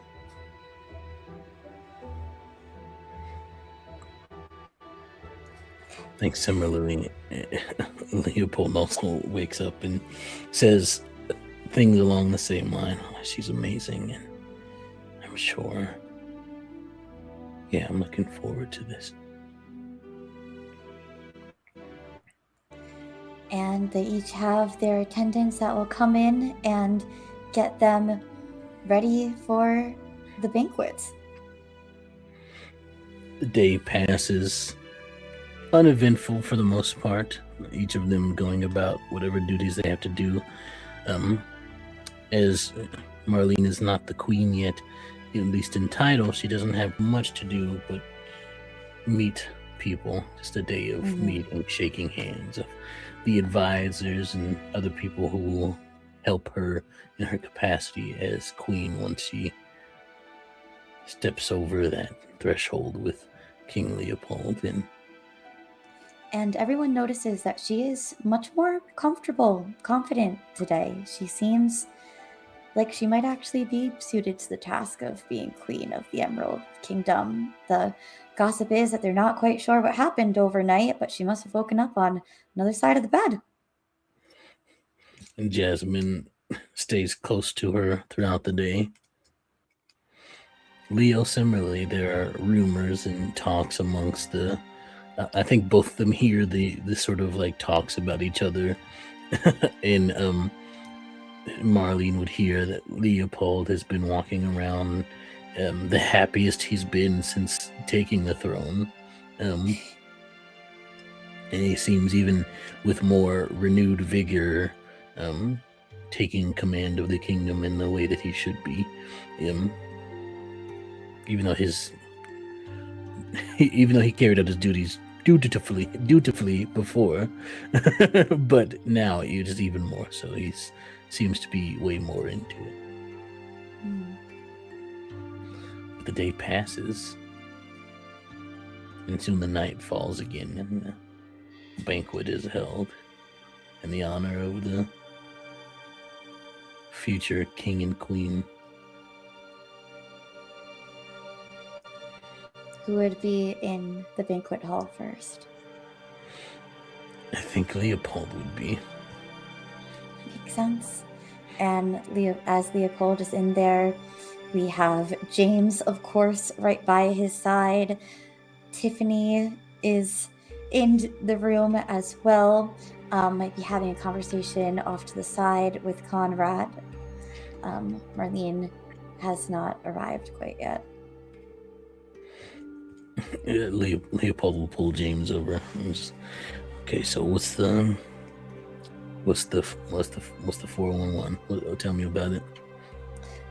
You tell me about it. You are smiling, giddy, like yeah. You see that laugh? I have not seen that laugh in the last few weeks. You gotta tell me. Let's just say the princess and I met up over the night. Nothing. Hey, Nothing crazy happened, but we talked and it was nice and got to know each other. How did you? No one saw you? We were very stealthy about it, and we'll leave it at that. All right, look, you don't have to tell me about the secret tunnels you have in the castle, but like I'm just saying, if there is an emergency, I should know about these secret tunnels in the castle. One day you will. What day? One day could be today. How about we'll schedule it for the 15th of Never. I'm just saying that like these tunnels exist, and I'm sure Chester knows about. I'm sure Chester and his rats know about the tunnels. I should know about them too. Okay, we'll once you get up to that status, we'll talk. You're saying I'm not at Chester status? Chester? I gotta get to Chester status? No, that'd be going down. I'm at the hand of the king right now. Everyone see me right here? I'm at the right hand of the king. I would have to step down to be at anyone's status but yours, my man. Like, come on. Okay, but I want to know what happened. What happened with what? I mean, look, I like her a lot. She's a princess and going to be queen, and like you are a king. I'm not. Like, that's not, you know. It was really fun to dance with her for a night. Am I nervous? No, I have all the confidence in the world. Come on, I'm realistic though. Realistic. This doesn't seem like you. Look, love changes people. Did you get replaced by someone? Love changes people. What am I supposed to do? What am I supposed to do about it, Leopold? Love. Come on. How could I not fall in love with her? You've seen her. Yeah, I'll shout it out, but I'd embarrass her. If I shouted it out. What's she supposed to do? I can't, man. I mean, I talked to her after your dance last night. It seems like I have to cut it up. Yeah, yep. It seems like she... I don't know. I think you get a chance. Ooh. Hey, okay, hold up. You said the other night that like you're a king and you know you could do whatever you want. Can you like make me like just give me a prince title, right? Just like make me a prince, You know, right? that Like would adopt make me or my something. son. I don't know. And then you know I have more of a shot. Yeah. I mean, you know, you don't have to be a prince. I think it would help. She's a queen. Well, you And, have like, even if some she status. wasn't a queen, she's a queen. But Listen, anyway. you are the right hand of the king of Emerald City, Emerald Kingdom. I don't know why you're saying Emerald City. I don't know, something else on your mind there. But look, like, yeah, like I got a pretty good station, but like, doesn't mean anything to a queen. No. Listen, I don't think it'll matter to her. She seems pretty nice and chill. Seems really nice. Also real chill. Yeah. Anyway, I'm gonna go sit next to her. So someone else can be at your Princess Marlene is gonna be at your right side for this dinner anyway, right? Yeah, we have to sit next to each other, yes. Oh, you have to sit next to each other. Oh, you're so upset about that. Yeah, I can see the smile on your face. You're so upset. Oh, I have to sit next to her. You like Yes, there's 2 chairs at the end of this very long table that is too long to actually converse with people. I mean, good for you. Then you could just talk to her. Like, you don't want to talk to all those other people at the table. Come on. That's true. Hey, I'll be next to you. Oh, wait. If I'm next to you, then she would have to be on. Oh, no, actually. Isn't it? Yeah, it's going to be Marlene and then Conrad probably, and then you, and then it could be me, and then it could be Tiffany next to me. And Tiffany's going to want to sit on her side. Maybe I sit on her side. But table seatings are so... This is like what we have to do for the banquet seating. I don't know how, anyone manages seating for your wedding. I'm glad that's not my job. What is my job? I get to be your buddy. That's my job. Anyway, I'm going to go talk to Tiffany. You got this. I love how you answer your own questions. Yes, go right ahead. Thanks, man. And yeah, James goes off to talk to Tiffany and then sees that Tiffany is talking to Conrad, does a super quick turn on his heel, and is like, I'll talk to Tiffany later. That guy scares me. I don't know what this deal is. He's got a weird vibe. He's got like the worst vibe. Like they all were saying that, Princess Marlene was like bad vibes. Like, no, he's bad vibes. I don't know how they're related because like Princess Tiffany, perfect. Princess Marlene, cute. Awkward, it's endearing. I get why you're into that. That's, you. Like, I'm going to go for the perfect queen because that's who I am. Yeah, and then that Prince Conrad is weird. I mean, like, that feels kind of similar to, like, what I know of the parents, too. Like, they don't seem to be the, like, giving king and queen that, like, your parents were. It is also a... You'd think one of them would have showed up for this. Perhaps they'll be at the wedding, Yeah. I don't know. I mean, I guess, like, they can't leave, their, like, I mean, they could leave their kingdom. It's not like anyone's going to, like, sit on their throne while they're gone. Although that's what I would do. The minute they left the one room, I'd, like, sit on their throne. Like, even one of them, even one of them could have showed up. But maybe they'll be here the day of. And probably be at the wedding. Yeah. Their daughter's getting married. Okay. Let's make sure everything's set for her when she comes in. It's cute of you. As if this wasn't already so perfectly set by, like, the best table setters that royal money could buy. What else are you gonna do? It's perfectly set table. I'll keep her seat warm. It's kind of gross. But I'm sure she would find that endearing because she's awkward. So, yeah, you got this. All right. Love you, man. Love you too. Yeah. Hey, if we do, both like marry the Kensington princesses, we'd be like actual brothers. Like even more than we're like already, like this bro vibe. Like I feel like we've always had. Maybe I should go put in a bad word for you then. Dude, that's such a brother thing to do. I love it. We're so solid. We got this. And Conrad left Tiffany, so I'm gonna go say hello before you do that. And James goes over to talk to Princess Tiffany. And he does sit in her seat for just a moment to keep it warm. Incredible. But I think it's not too long after that she finally arrives. And she just doesn't even need to scan the room to look, partially because he's at the end of this very long table, and also they're just sort of drawn to each other now. Walks up. She will acknowledge the people who bow as she passes. The thoughts and feelings she gets are much more positive and indicative of the more successful day she's had. She walks over to King Leopold. Princess. Thank you, King. I stand up and pull her chair out for her. Takes a seat. Nice to see you again. Scoots it in. It's good to see you again, too. Did you have a good day? As he sits down. Yeah, I feel more confident today. So it seems. I heard some talk about you throughout the castle. Yeah? Yeah, people are excited to see what you will do. And today has brought them more confidence in that.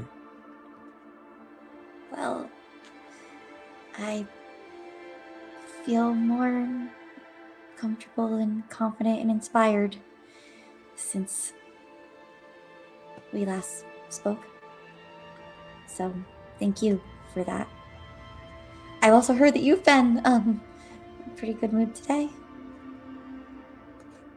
Is it too presumptuous to think I might have had something to do with that? I don't think it is. I'm glad then. Me too.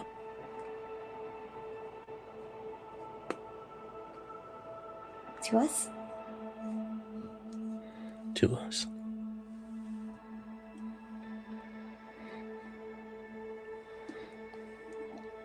Oh, this is actually better than the Kensington Kingdom. It's because we just don't have the best vineyards over there.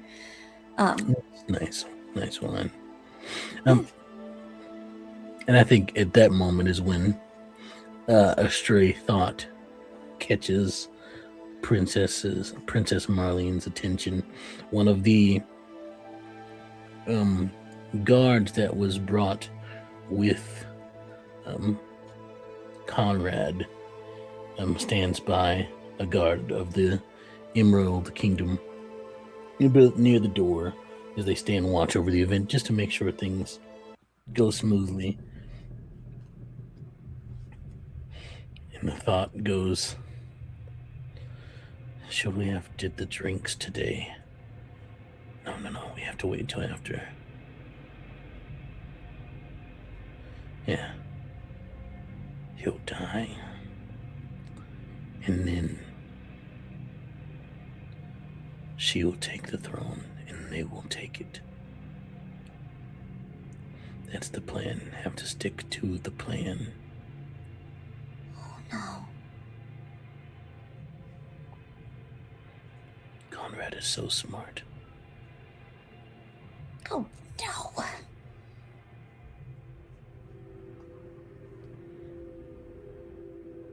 Oh no.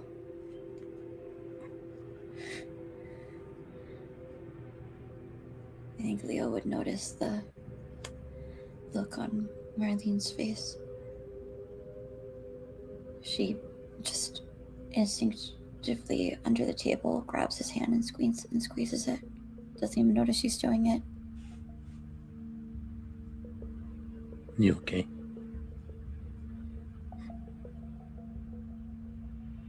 Something's wrong. Something's very wrong. Do you need to... Hold on.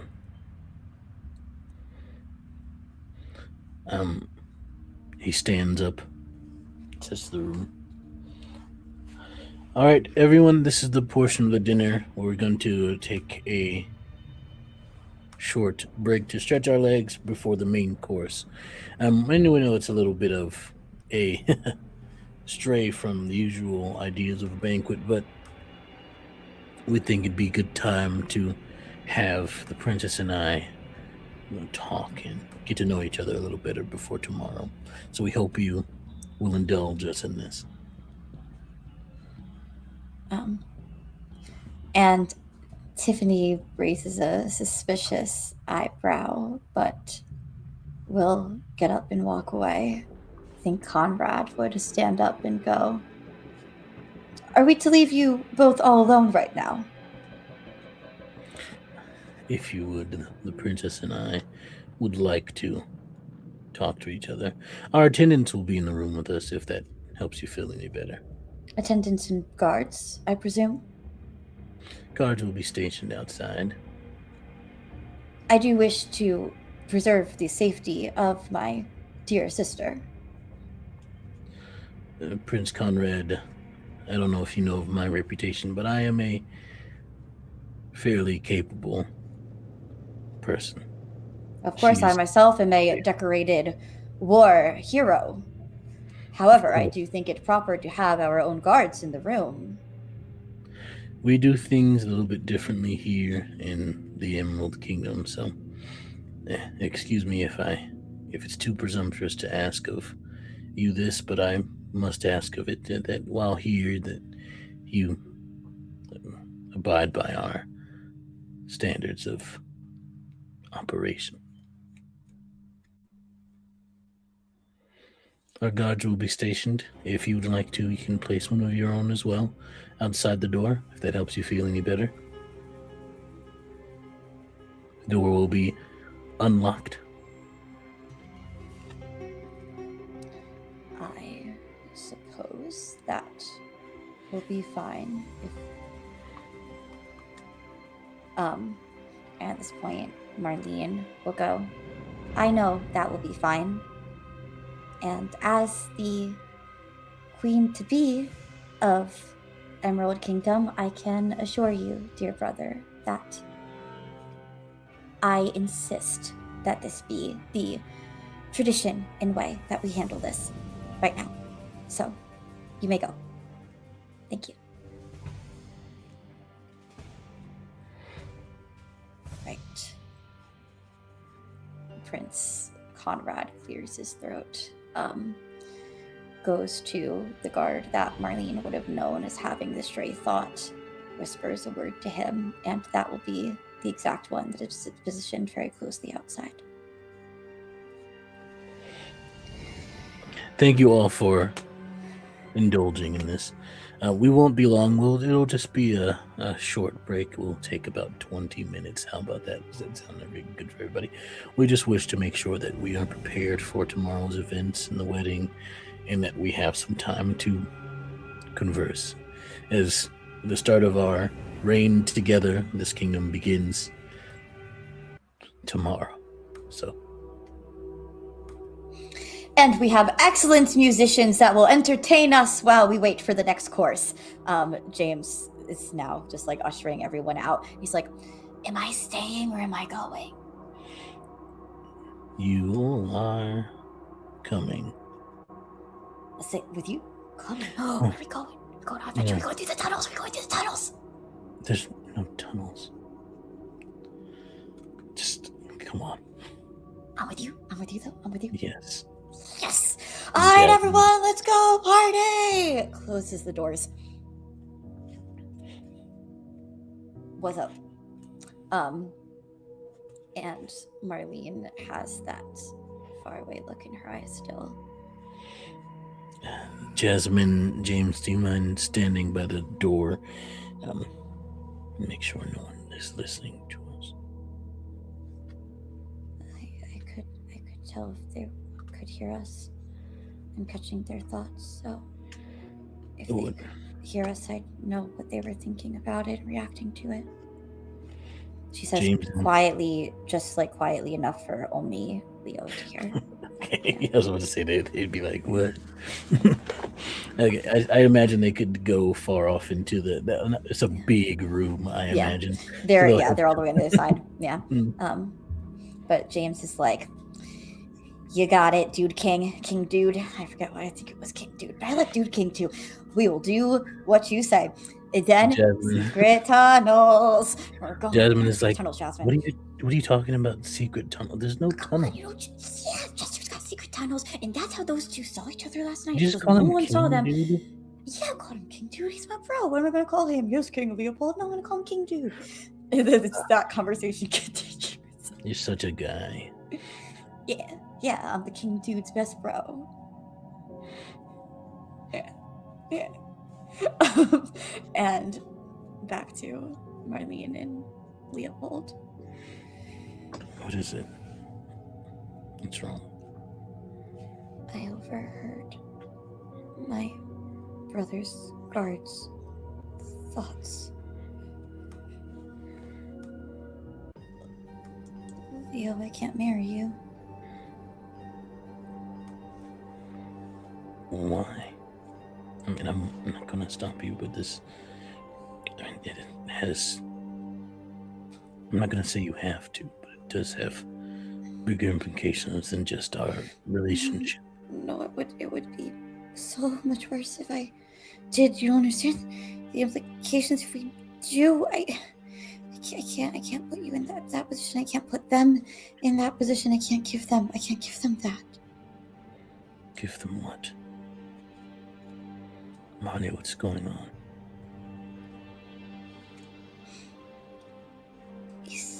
When we were drinking, when we toasted, the guard thought that he should have poisoned you tonight, but then was like, no, we need to stick to Prince Conrad's plan, which is we get married, then they poison you, and then I would be left with Emerald Kingdom, and then they would take it from me into Kensington Kingdom.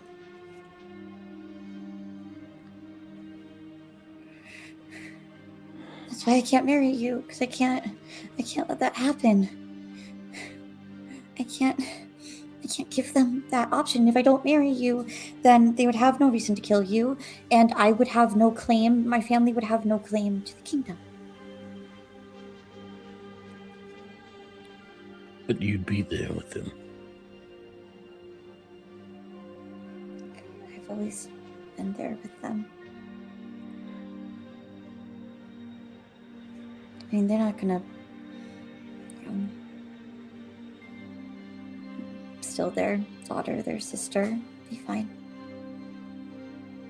But that's it would keep you and your people safe. But would you be happy? It's not a question for Princess. It's not how this works. It's a question as a king to a princess. Would you be happy, Marley? I'd be doing the duty that I'd want to do as the would-be queen of Emerald Kingdom. Then I'll ask you this. It would make me happy to protect your people.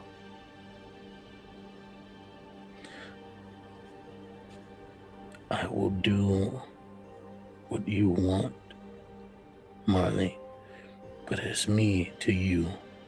No titles, no anything else. It's you and I. Would you be happy? Happiest I've been is with you.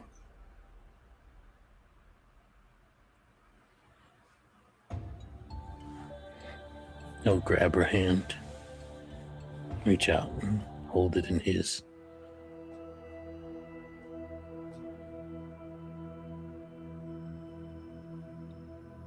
That's what I want for you. Wherever you're happiest, whether it's with me or not, but if it is with me, then that's what we have to do. I want to keep you and your people safe. I don't want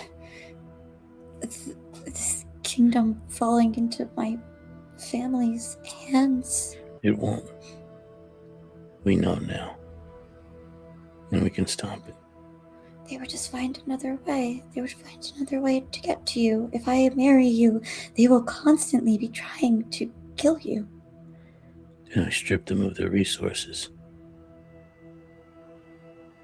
How? Kensington Kingdom, a lot of money, huge army. I have to say, I do know that both of those are more than Emerald Kingdom has.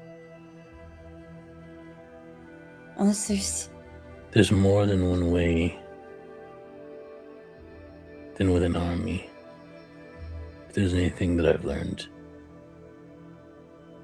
it's that kings, queens, princes, princesses, they're just people. People with a lot of recognition. But how many people in your kingdom would be happy to hear that they did this? They wouldn't be able to do anything about it. How many people in my kingdom would be happy to hear that they did this? What are you saying? You want to tell? I mean, we don't have a way to tell them. If we tell them how there's no possible way that we would know this unless... And I don't want that to be known. We can say it was me.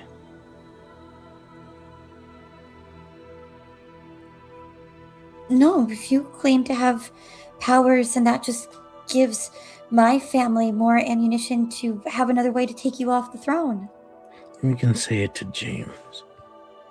That it was him. Or Jasmine. I don't want someone else taking the fall like that. The point is that if we show the people the corruption, then I just think we need proof. It would be James's word or Jasmine's word or even mine against theirs. Then we get it. How would we get... I mean, right now our proof is just that I heard thoughts. That's not proof. How can we get proof? I have a plan. That Conrad likes to hear himself talk, right? Yeah.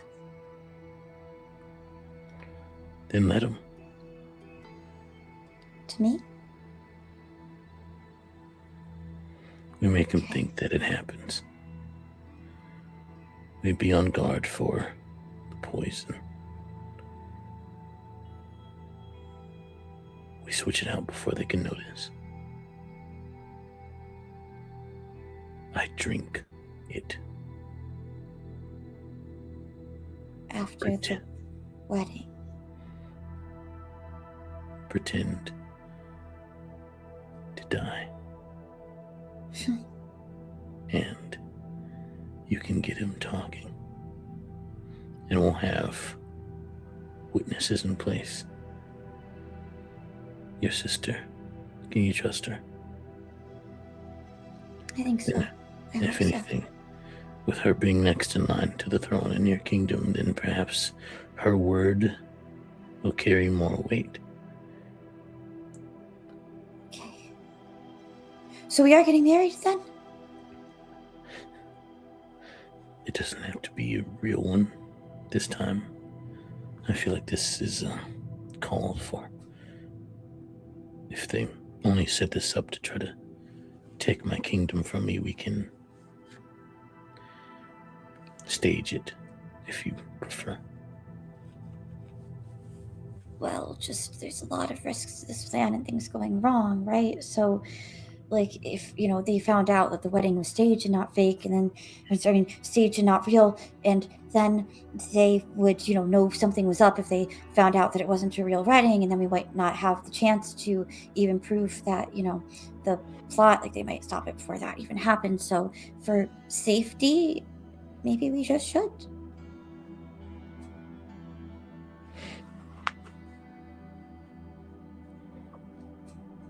If that's something that you would want.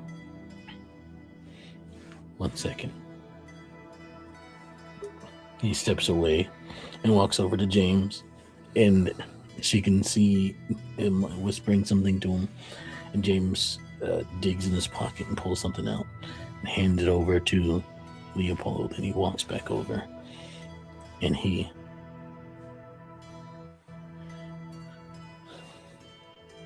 this was my mother's. Opens up the jewelry box, and it's a ring. Oh. Perhaps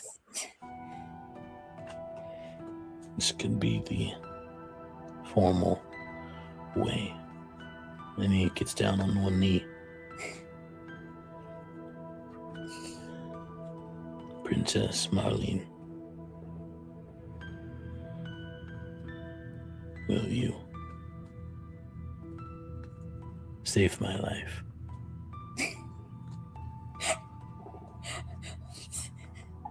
I mean, how could I say no to a proposal like that? I'm sorry, I'm not laughing at you, and I think it's very unromantic for me to laugh at a proposal. Yes, King Leopold. Yes, I will save your life. Leo.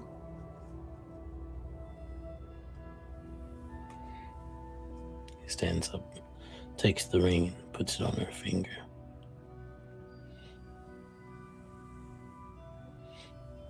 Good. You just made me the happiest man alive, and soon to be dead. Okay, but not. Please Not don't really. please don't actually die. Yeah. Don't worry, I'll keep my temperature up so that it burns through the poison. Whoa, we don't even need to switch out. I've done it before. You know how many people have tried to kill me? I do not know. Do you know? Do you keep count? It's at least 12 at this point. Wow. I can't do that. Then you don't want to drink from my cup.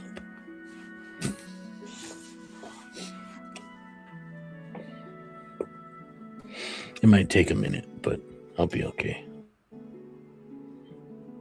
Okay. Okay. You promise you'll be okay? And I'll be right there with you if you need me. I'll just be lying on the floor pretending to have died. Yeah. Comforting. Are we telling James and Jasmine that this is the plan, or? Okay. We have to tell Tiffany too.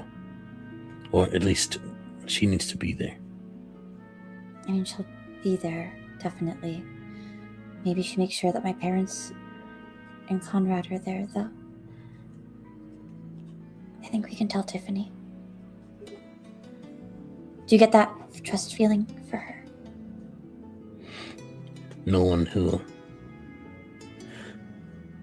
threatens to harm me, I don't think would mean you harm. She did that? Well, she said she knew where my castle was if I hurt you, so. Okay.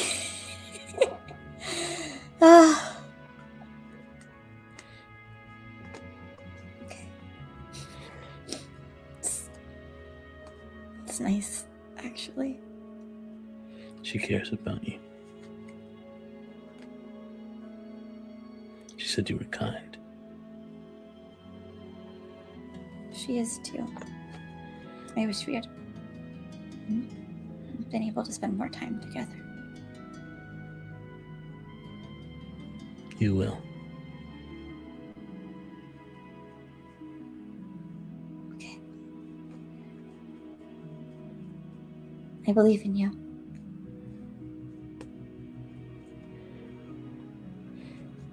That's all I need. I believe in you too. That's all I need.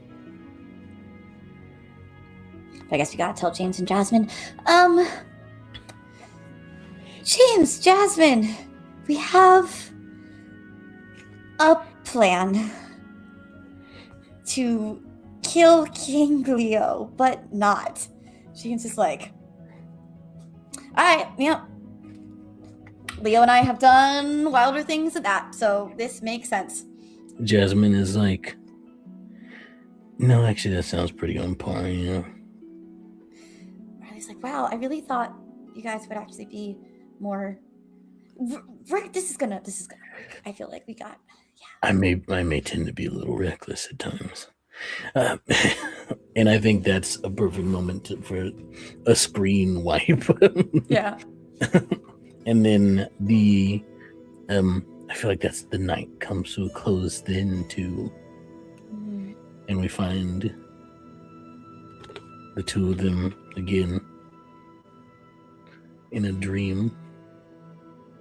But what does it look like this time? I think it would be Marlene is pacing in what Leopold can tell was her room in the Kensington Kingdom Castle. She's pacing nervously. And then on the back and forth, she turns around and sees Leo there. I'm always in my pajamas here.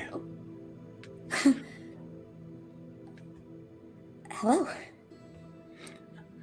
Hi. Oh, are you okay? You seem a little tense.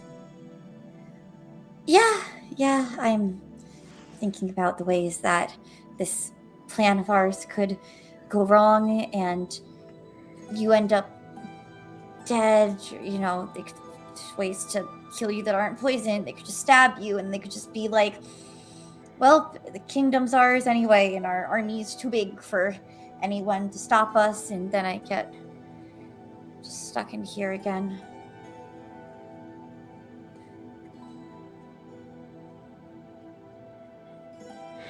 Like I told you, poison doesn't really work on me.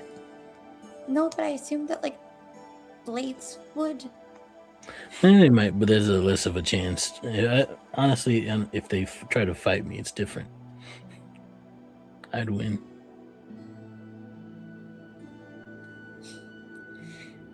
Okay. Somebody wants to kill me, they have to poison me. Okay, I can feel your confidence. It's just how many do you think you could take at once is the thing, and if they surprise or I just don't.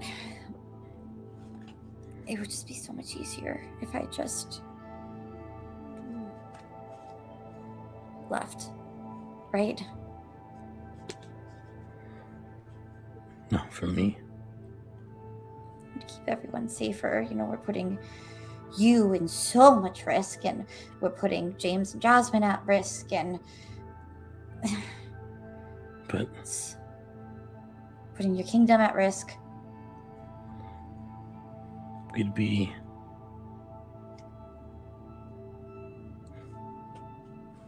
I don't know how I could run this kingdom now without you. It's silly. You've been training to run this kingdom your whole life. You know everyone, and everyone knows you, and you are clearly well versed in being a prince, and you've already taken very well to being a king. I don't think I'd really be able to help much with, running the kingdom. Really, like I'm trying, and I feel like I did better yesterday than the day before. But you don't need me to run this kingdom. I have the skills, yes, but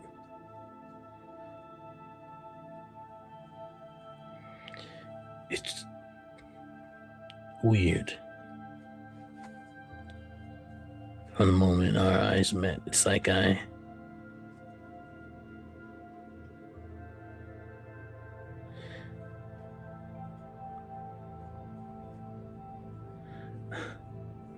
can't ever be away from you. It would hurt, actually, physically, to be apart.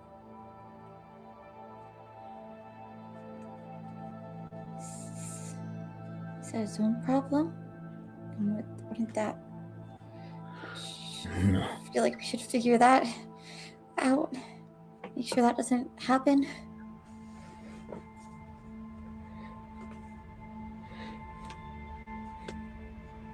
I think that's the point in Marley's head, that she hears a voice, and a sort of echoey, distant voice, but also seems like it's there and nowhere at the same time. You are an interesting pair. I like this one, this iteration.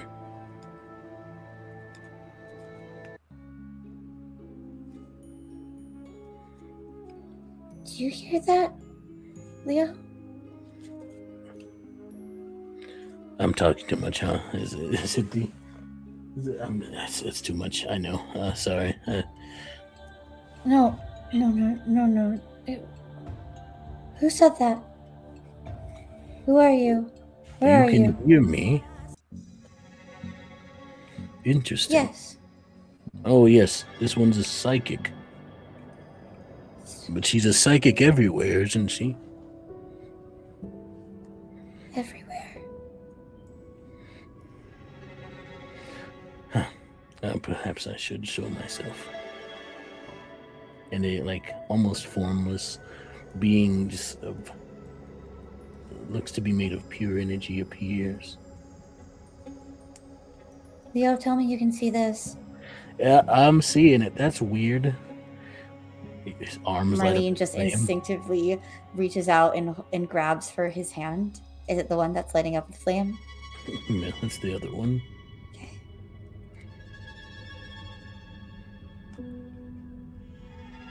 No need to be alarmed. Usually you don't hear me, well, except that one. What? Another one of me? Yes. Who are you? What are you? You can refer to me as Mr. Mr. What? I like that. Mr. What? Mr. What? That's not what I meant. You've talked to more of me? More of me who are psychics? You two are an interesting pair of these... this iteration of you. Marley and Leo. Leo and Marley. An infinite number of the pairing of the two of you. This one is quite fascinating.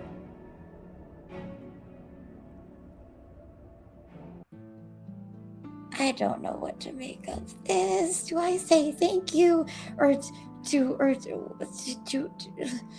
this is like she's looking at Leo. I have no clue. What do you mean an infinite pair of the two of us? To what? Yeah. Should I explain it, or do you want to find out? I mean, you explaining it would be us finding out, so you could explain it and then we'd find out, and I would like to know. Actually, we have decided. Oh. No, keep talking. We have decided that we like the two of you together. Who is this we? Not important. You can call them, I guess, Mrs. Y, Mr. Who. Sounds a lot like a Mix book, that. Right. So it's a council of you who have decided that you like Leo and I as a pair? Yeah, specifically this one version of you that started it all. So we decided that through every universe and all the worlds and all the infinite possibilities that you two would find each other, because this is the most interesting story. Because in some way, the two of you always seem to flock together anyway. And we thought, why not? So we restarted everything, and from the beginning, we made it so that the two of you are sort of the focal point of each universe. You rewrote multiple everything's universes so that you could watch multiple versions of us in every universe? Leo sits down. This is too much for me. Yeah, you want to know what's really too much? I'm inside the thoughts of this, and this is actually all correct. This is actually all real. Oh. And Marley goes deeper into the thoughts. And she starts to see glimpses of these worlds, of these other Marleys and Leos. She can see visions of them as vampires, as superheroes, as cozy couples in the winter on beaches under the sea in outer space, climbing out of hell. She sees it. Oh.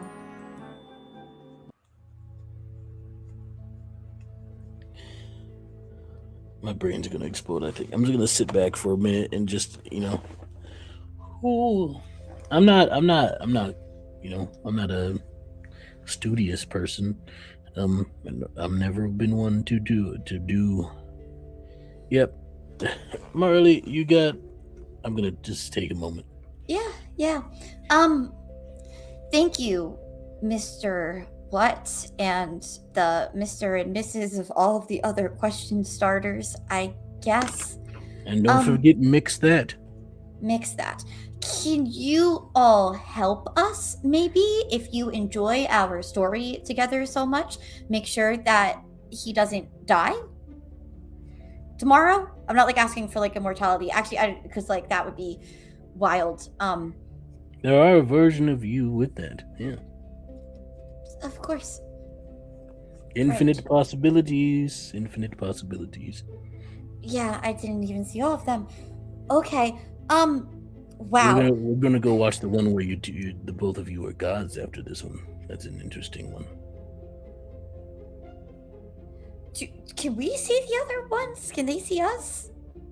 You just watch them all. Do other people watch? No, just us. It's entertaining. I'm glad my trauma is entertaining to you.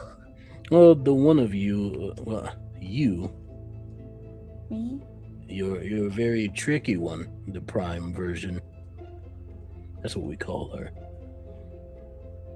Wow, that kind of stinks to know that I'm a copy. Yeah, that kind Sorry. of hurts a bit.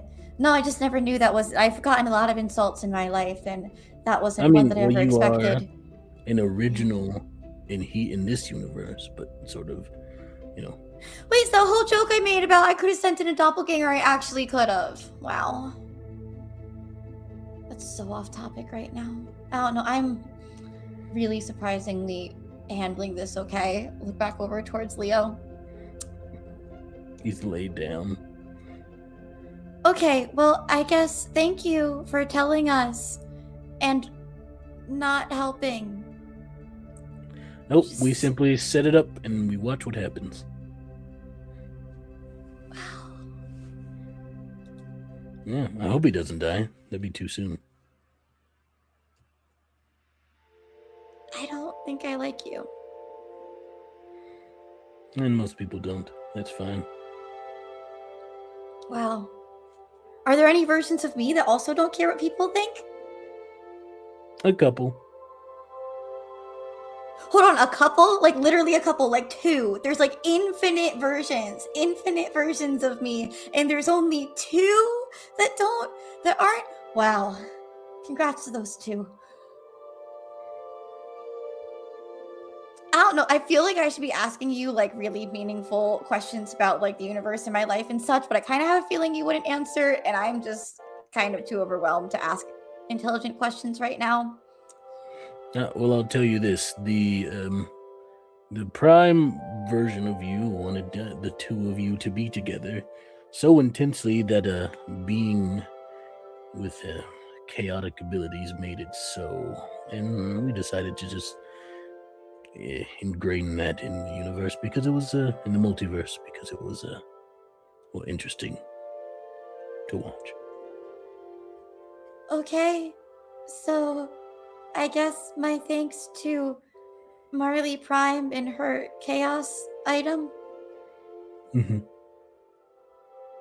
Okay. Yeah, and enjoy the show to the rest of you. Yeah, you weren't supposed to hear us, but we figured at least one of you should probably know. Although there's a good bit of you that kind of just figure it out on your own. Mostly you. He's never really picked it up. Wait, how am I the more capable one? That doesn't You make have mind sense. powers. Oh. There's gotta be at least like one reality, where it's like maybe he has the mind powers and I'm fire. That's why I said most. Yeah, he's in that one. He figured it out. But yeah. Oh, cool. Okay. That was a sad one to watch. No. Is ours just gonna be? Can you see the future? Is ours sad?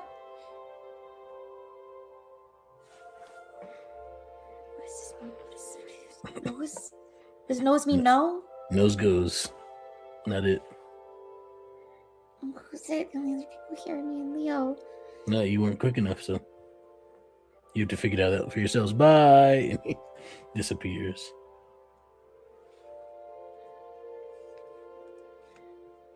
That's the weirdest thing that's ever happened to me, Leo. This is not something that I've experienced before. Yeah, I'm kind of looking forward to pretending to die tomorrow. Okay, we should... Oh. I'm sorry, I feel like another universal version of me brought this on us.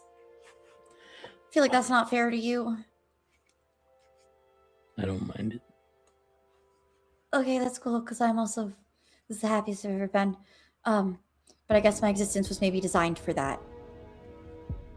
I mean, if from the way this person explained it, perhaps, like, maybe you did design it, but it's like a different you that was like, this is the way it should be.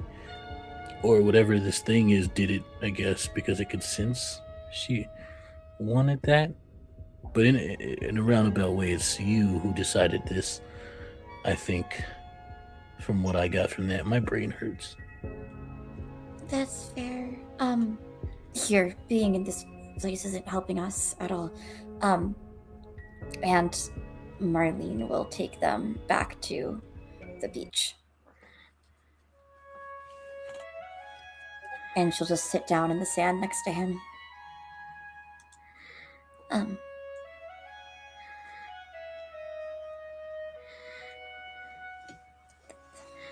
Okay, well that was a lot, but putting that aside, because even if there are multiple different versions of us doing different stories, we still have our story to tell, and if we don't tell it right, you die tomorrow.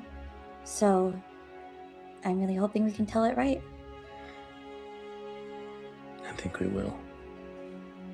Okay. I feel like there's nothing I can't do with you. Yeah. And maybe that's the destiny talking, or maybe that's the... I don't know. But even if it is a preordained thing that we will be together, I'm happy. I'm happy too. I don't mind it so much at all. I'm actually really happy about it. So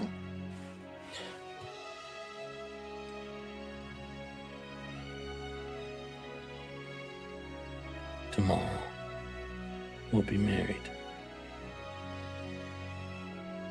yeah.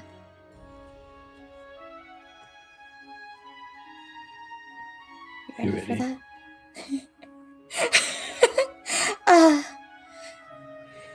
Maybe we are destined to be together. I guess we are. And I'm quite surprised, actually, how ready I am. Me too. Here's to us. To MarLeo. To a court of flames and chaos. Cheers. Wait, where did this come from? Make them, because I can make things in this dream. That's right.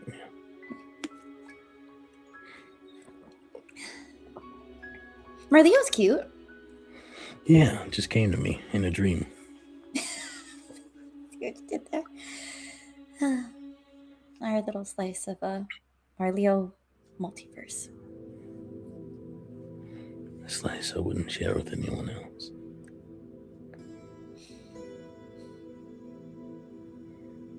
I think Marlene lays back and the sky is falling into sunset.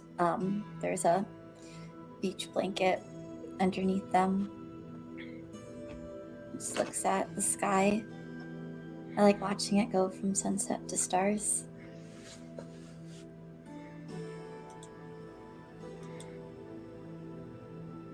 I think the entire time he's looking at her and he says, yeah. Me too.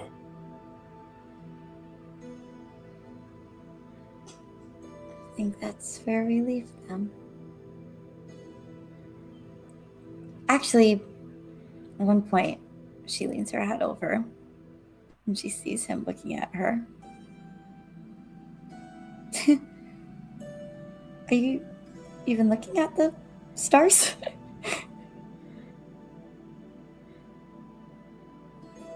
Yeah. Really? Because I think you're just looking at me. Oh, you're being romantic, and that's very cute. Right. And I should just say, oh, that's cute. You think all the versions of me are like this? Awkward. Maybe. It's cute, though.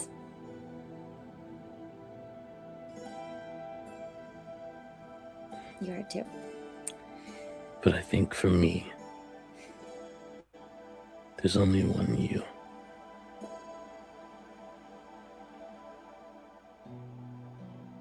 Yeah.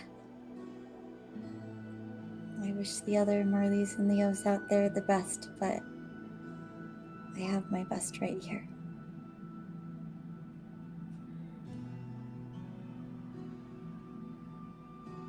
Yeah.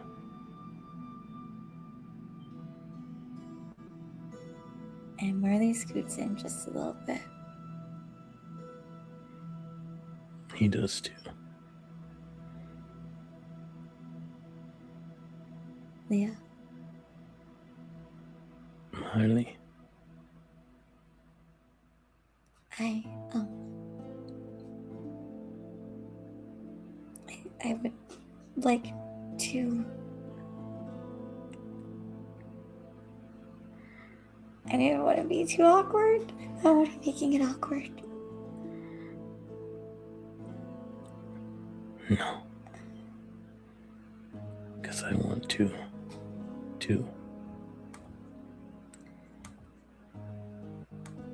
And as they lean in,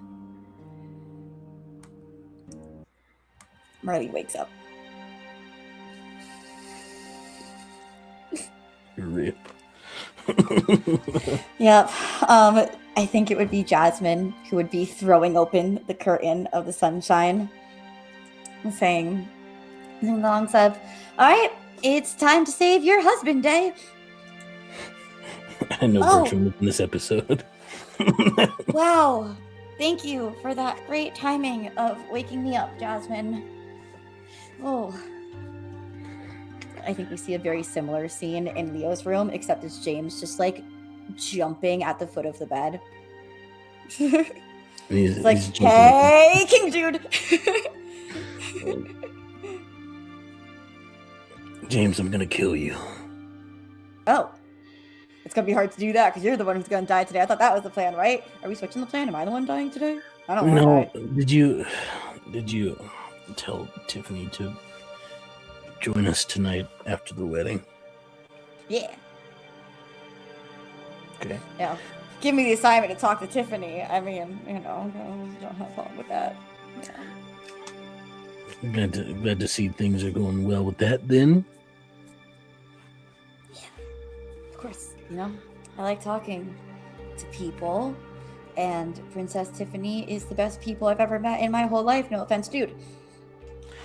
I'm taken. It's okay. I already have the best people I've met in my entire life, too. Wow. This is like, I'd say that's wild because you just met her, 2 days ago, but I just met Queen Tiffany 2 days ago, and you were in the same queen already?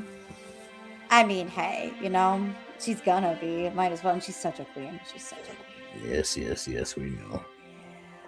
Yeah. So it's like, I would criticize you for being like, whoa, you just met 2 days ago, but I should be helping you get dressed. It's fine. You got it. You can dress yourself. That's like a whole silly thing too of like, I'm supposed to dress you. Oh, let me button your buttons. Like, you're not a baby. You can dress yourself. So I was going to keep talking about how great our brides to be are. Although like, I want to plan my wedding with Queen Tiffany, but like not yet. And I guess you've got to get married first and then die first and have the whole I'm not dead thing. James, What's up? It's my wedding day. Yeah, you look awesome. It's your wedding day. You're gonna, oh, wait, okay, yeah, let's make this about you. Right. Oh, King, you look amazing. You are dripping with that suit. It is like, I don't know. Okay, we can stop. We can stop this now. Just, hey. I'll be out in a minute. You do look great. Thank you. I just woke up. Yeah, you still look great. And I appreciate it. Appreciate you too. And what you're doing for your kingdom and her. Really great. I don't think there's any better king than you. Thank you. You actually can make a decent remark, huh? I didn't know you had it in you.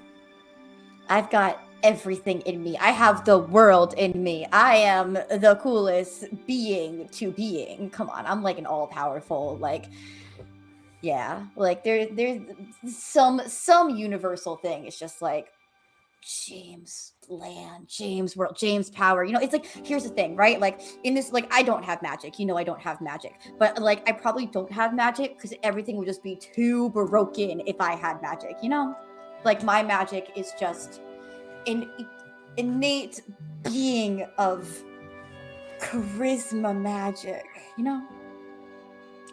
I'm great, but you're great. It's your wedding. Let's go get ready. Thanks, Let's James. get ready. I think and- similarly, in the room with Marley and Jasmine, Jasmine is like, "It's your wedding day! It's your wedding day! You're getting married today!" Opens the blinds. Okay. No, yeah, these are this. Wait, no, is that too bright? No, we should close them, huh? So this is because it's like a whole thing. You can't see the bride before the, but like, I mean, I don't expect him to be like flying outside the window. Like, I feel like we can still have some sunlight. Yeah, okay, no, that's fine. Yeah, okay. I don't know. I mean, does he climb balconies? I would believe that he would climb balconies. You're excited. I'm excited. This is gonna be great. Yeah, I'm excited and I'm nervous, but not nervous about, marrying King Leopold. Like, that's the part I'm excited for. I'm nervous for the part where he might die after. He's gonna be fine. Don't worry about it.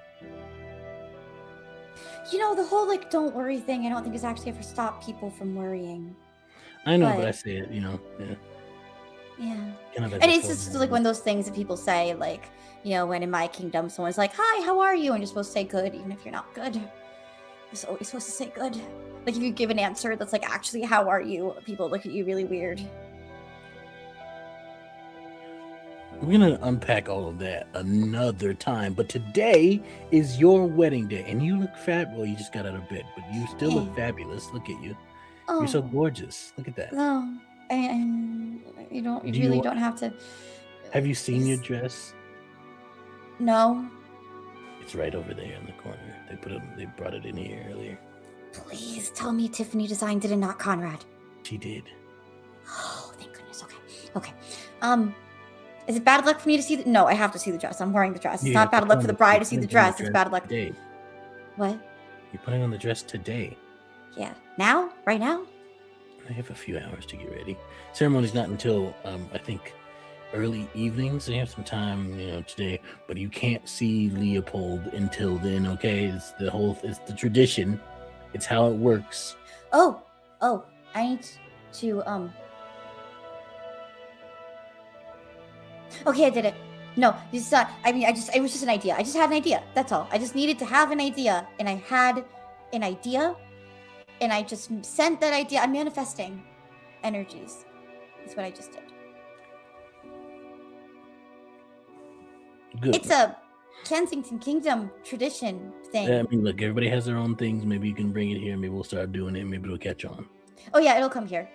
And not that, we can just let that sit. Okay. Whatever you want. Yeah. You are the bride today, and today is your day. It's not his day. It's your day. Can it be our day? Your day. Can't it be our day? I kind of want to share Everybody it. knows that the bride is the most important. So, that feels like a lot, though. Can we share it? Because, like, it's his kingdom. He's the king. I feel like he's also got to be important. He has his day all the time. Today is your day. Oh. Okay. People love him, don't worry. And they love you too. I've been hearing the talk around the castle, and they say you two look so cute together, walking around during the break at the banquet yesterday. Oh. You look nice together? Yeah. Yeah, it feels nice walking around with him. I've never seen him so happy. I've also never seen him so happy, but I also had never seen him until 2 days ago. Yeah, weird how things So it happen. means a lot more coming from you. Yeah. Breakfast? Breakfast. What do you want? The So chef is doing specialties today. It's pancakes. French toast? It. I mean, just make a list here. I'll take out. She takes out a notepad. What do you got? So we got pancakes, French toast. What else? Specifically hollow French toast. Okay. Yeah. Okay, gotcha. And anything else? So much syrup. So much sugar. Syrup. You want eggs or anything? Like, No, because if I eat the eggs, I'll have less room in my tummy for the French toast. This is the smartest thing I've ever heard in my life. All right. Oh, wow. I'm going to be a great queen. I can say smart things like that. Sure. All right. I wonder if the other me's are this smart. Huh? I wonder if the other queens are this smart. Queens of the world are this smart. All right. Gonna go put in the order for you, and I'll be back with your pancakes, French toast, and lots of syrup. Or do you want to come down? You want to come? You want to have it in here? Do you want to come down? It's a big castle. You can run. You can not run into each other for a long time. Yeah. Go for a walk. I hate staying in the same room all day. I don't want to do that ever again. Sure. Let's go. I can get you. I can help you get dressed. Ready? It's not the dress yet, but no. But all these dresses are like ridiculous. I can't put them on myself. It's a silly thing. So yeah, if you could just lace up the things. She helps you dress. And what is it that Marley did in that moment? She sent a message. She reached out to a friend on the edge of the forest. Invited a special guest to the wedding. Told her that he might arrive late, but he could be there. I will make a note. I will also make a note as shared storyteller. We're here together. We are both storytellers, our characters, and others at all. At all times. At all times. That's going in the KTEL rulebook. Yeah, it's in the foreword. It's in the foreword. Yeah, it's a guidebook for how we do this role-playing system. Anyway, so Marlene will get dressed and be walking through the halls. Is there anyone that Leopold or Marlene would encounter before the wedding besides each other? None that I can think of. What do you think? All right, yeah. If they just kind of go about their day.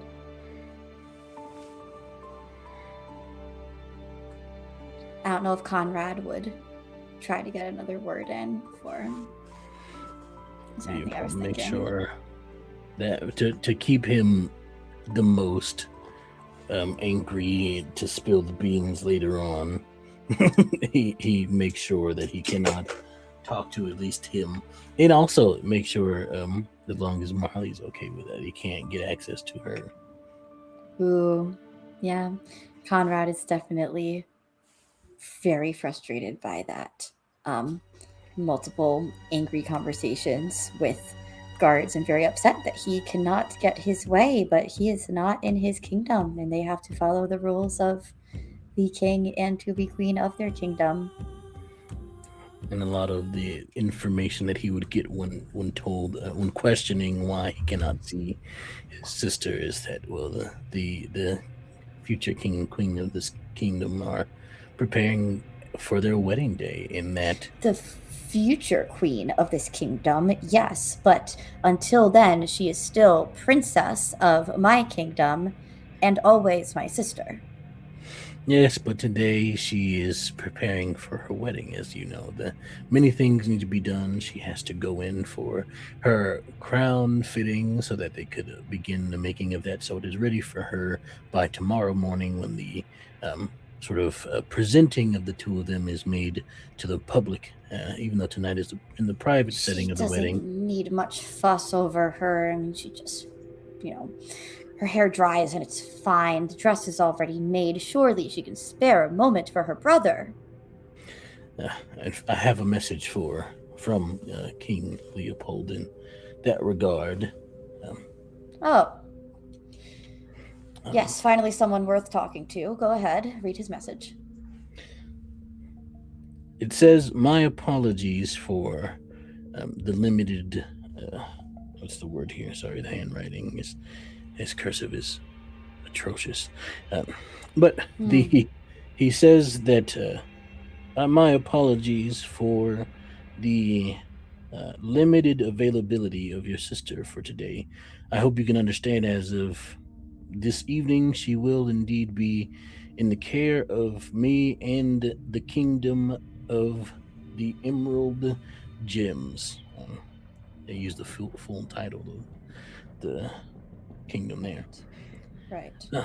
And he says, I hope you can understand. You can hand over her safety to us with the highest of security in mind. and that you need not worry about her at all today, and to enjoy your time here Hmm, in the reception. of course. Well, I will be front row on Princess Marlene's side for the wedding, so guess I'll see her then. Oh, and he also wanted to know, I will send word to him. He wanted to confirm with you whether it'd be you or her father giving her away. Me. I'll walk her down the aisle, but an idea. Thank you. I just was not sure if your parents would be attending. Well, perhaps arrangements can be made as they might be running late, so. Understood. The idea, of course, was for father to give her away, but seeing as they do seem to be late, holdups as they are, the roads being what they are, and the forest between our kingdoms really should be taken care of, don't you think? All that wasted wildland, dangerous space there. There lies life there that need not be disturbed. As far as I understand, that's the word we were given by the previous king and queen, and King Leopold seems to uphold it. Right. Well, I think that our lives need not be disturbed by the inconvenience that the forest poses, but what am I doing prattling to you about that? You're welcome. Thank you for your time, sir, and I hope you have a good rest of try your that day. again. Fix it. Excuse me, Prince Conrad. I'd say I hope you have a good rest of your day, but I'm not sure that you will. That was quite a slight. My apologies. Be gone. Steps away. Conrad turns on his heel. Struts off. Back in Leopold's room, the guard, I think the same guard comes in there, and reports that interaction. Mm-hmm. He's like, "Oh, did you call him sir like I said?" Yep, yes, I did. You hated it. Mm-hmm. Good. He insisted that I try it again, and he threatened my day. Like I wouldn't have a good one. Yeah. That's wonderful. Yeah. You'll be fine, don't worry about it. It's your castle, it's your kingdom. Yeah. All right. Well, thank you. Can you please make sure that you? I am glad that we're not ruled by someone like him. It is an honor to be ruled by you, King Leopold. If ever I have anything to say about it, no one ever will have the throne with an attitude like that here. I do also have my aunts. They have a cottage out in the woods. I would really like to see that preserved. Of course. If you could. I mean, I know you can. Yes. Sorry, you were going to ask something of me, my king. I am in no position to ask anything of you. Could you make sure that Princess Marlene has everything she needs? Jasmine seems intent on keeping us away from each other today. Although I've never really prescribed to such superstition, but yeah. When Jasmine sets her mind to something, it's hard to sway her otherwise. I will continue to be your messenger for the day, my king. Thank you. Of course. Thank you for entrusting me with these tasks. And he will go. James is like, woof. Quite a day. Yes.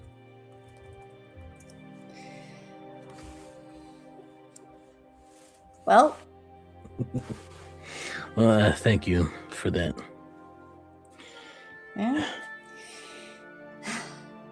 Guess it's All the time to help get you've given you. me. Yeah, well, there's a few more things I can help you with yet. It's time to get you suited up. I suppose it is almost time. Let's do it then.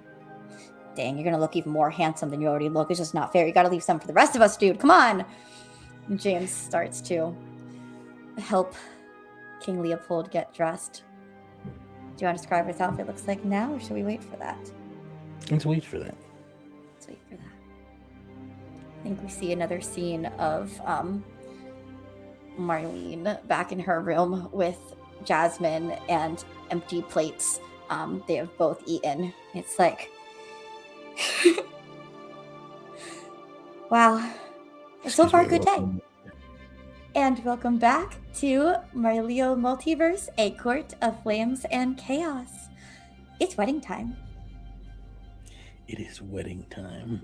Where do we see Marley as wedding time approaches? She probably has a dressing room that's closer to where the wedding is actually happening. And she also, once again, like insists that the windows are open and sunlight is coming in. And Jasmine is probably finishing lacing up her dress. She has a different crown on that can fit a veil with it as well. Okay, She's so like standing looking out the window as Jasmine laces the back. Okay, so I know this is a big moment, and now that it's closer, I know that you're nervous.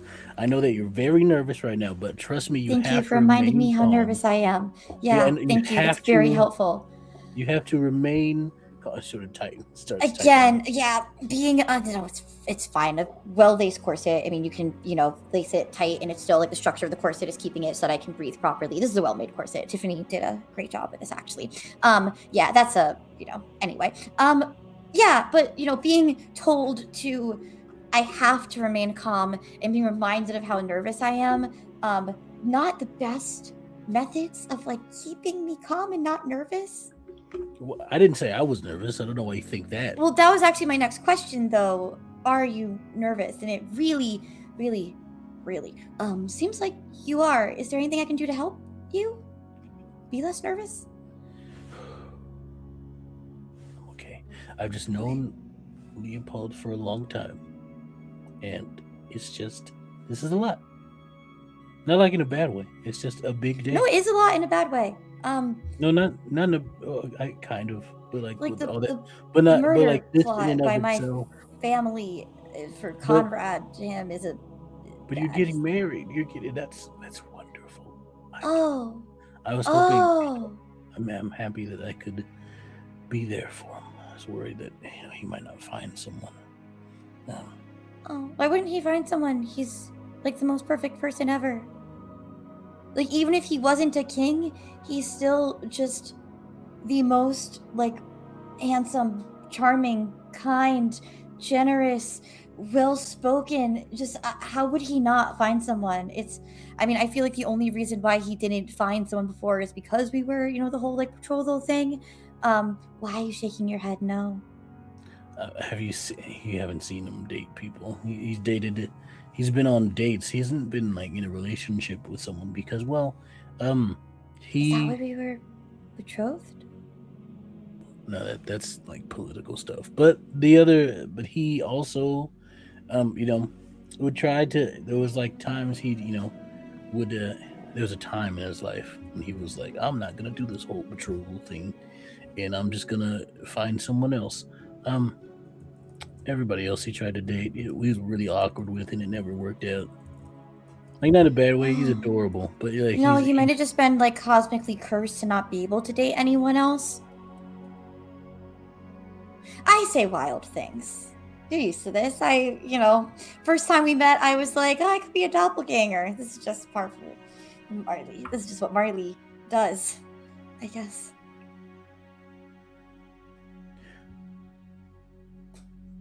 Cosmic. You know, it's fine. I'm just happy that I got to be here for this, and I'm nervous for him. He's probably not nervous at all, knowing him. But he seems really confident. But he's like, I'm nervous for him. It's like all the nervous that he would have is here.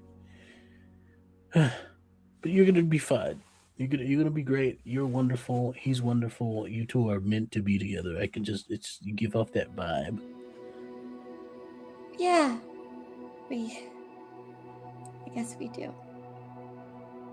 And it's gonna be wonderful. You look so pretty. Thanks. She starts crying. Oh, takes her hands. Hey, you're also really pretty. Oh, thank you. Yeah. He's gonna wipe the tear. Okay. Okay. We're good. I'm good. I'm ready.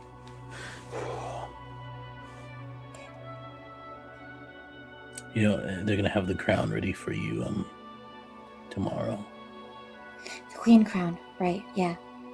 Marriage today, sort of coronation tomorrow. Okay.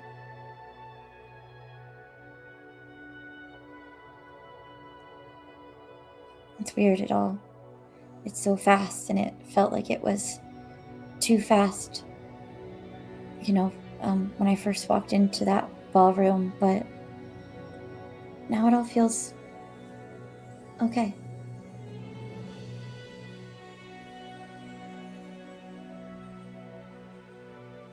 You're gonna do great. And I am sure that you have all of the nerves, and Leo is nothing but confidence. Yeah. Camera pans over to Leo's room. He's pacing back and forth. Or what if I trip? I'm not the one walking. What am I talking about? Technically, if you want to be real about it, you're still walking, right? Because you got to walk to the. Yeah. What if I trip? Yeah. You might trip, but hey, king trips, no one can say anything. You're the king. It's like there might be a gasp. You stand up, you keep walking. But also, I've seen you, fight and do your sword battle stuff and not trip. So I feel like you are capable of walking in a straight line. Hit me with something else, though. I got you. What else, what if that I can just push your worries away? Maybe that's my magic. People don't worry when they're around James. Yeah. I think it's the quite opposite, but we don't have to talk about that now. Aww.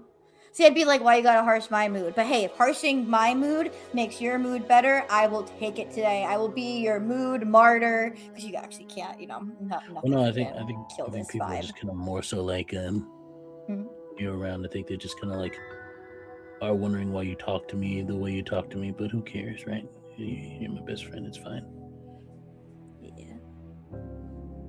Yeah. Because they care.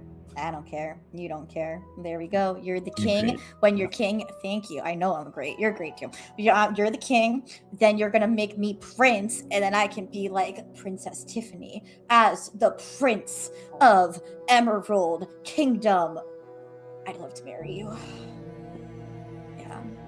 Is it too soon? Is it too soon to propose to her? Because I know that you and Marlene did a really quick thing, but you had to maybe I can do a slow courtship with Princess Queen Tiffany. I can take my time, but don't take too long to make me a prince. That should be first thing you do is make your best pro a prince. What if I make you a count or something instead? No, it's not good enough. She's a queen. She's a queen. That's not good enough. Well, she's a princess now. She's not. Yeah, and she's gonna be queen. Yeah, in the future. Yeah, a count is high enough in status that it would be worthy of. A count is fine, but why wouldn't you make your best buddy a prince? You can do anything. Because you're not my kid. We're the same age. Okay, so I'm your brother, right? Your brother would be a prince. That's true. Okay, how about this? We can become brothers. Yes. And I can make you a prince with no duties for real. You only in title alone. That's what, yeah. Like the title's there. I feel like that's still good enough, but nothing's good enough. Nothing's good enough for I Queen can give you Tiffany. duties if you want. No, I don't want that. You're right. I mean, because because here's the thing: if you're gonna marry her, like you say, so you are gonna be the king consort there. Oh, that's so perfect. Yeah. That's ideal. That's the ideal life right there. Yeah. Yeah. King consort's got it best, I tell you. Yeah. Yeah. Cool. So you make me a prince here, and then I'll go be king consort over there, and I just never have any responsibilities. I just get that awesome title. That's ideal. Wow. But not only that, like I get to be Queen Tiffany's husband. You're like a passenger prince, aren't you? Yeah. I feel like that's how I've like ridden through life, you know, just like on your coattails kind of thing, but like also like your hype man, right? Like I'm not like weighing you down, I'm lifting you up, and that's what I'll do for Queen Tiffany. I'm gonna lift her up so high, and she's already just like the most elevated, like the most wonderful person there's ever been. I mean, there's like still like I'll like shout it out to the world, like just one more voice, one more person, just letting everyone know how wonderful she is. You know, yeah. Talking to you has helped calm my nerves, I think. Oh, awesome! I'm the best dude bro to the king dude. Oh, I'm gonna be prince dude. I'm so excited for your wedding. All right, okay, I'm ready. I'm also ready, but it's more important that you're ready. Oh, do you walk by yourself? Can I walk with you? Can I like hold like a cape behind you while you walk? Can I be your flower? Can I fold the flower petals for you? Be your flower bro? Sure, but you know that happens like right before the bride comes out, right? You should get flowers too. You should get to step. Don't you want to step on flower petals, bro? Isn't that so cool? You want to step on flower petals? Come on. Okay. Okay, so here's what we'll you're do, also right? standing next to me because you're the best man. You know that, okay, right? Yeah. So here's what I'll do as flower bro. Oh, thanks, bro. Okay, so here's what I'll do as flower bro. Is I will walk down with one color flowers and I'll throw them for you. And then I'll double back before, you know, Princess Marlene walks, and I'll have like more flowers and probably like something like pink for her or something, right? So it'll be like red for you, and then I'll go back in with pink. So she'll still have like the more fabulous, like, oh, she's the bride, but I think that you should get flowers. You deserve flowers, bro. Okay. You know what? I'm here for it. I support it. I'll walk twice. I'm the king. I can do what I want. Yeah. Okay. Yeah, this makes sense. Okay. Do you have like flowers on hand or something, like flower petals? You got that prepared already? Someone get them. I'm the right hand of the king. I can tell someone go get me flower petals. Go get me flower petals. No, please. You're the prince. I love you so much, dude. Oh, you're great. The greatest there's ever been. Okay, I'm ready. Okay. You are ready. Let's go.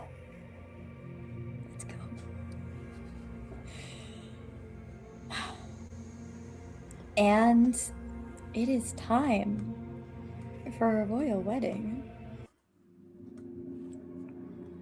The guests are gathered,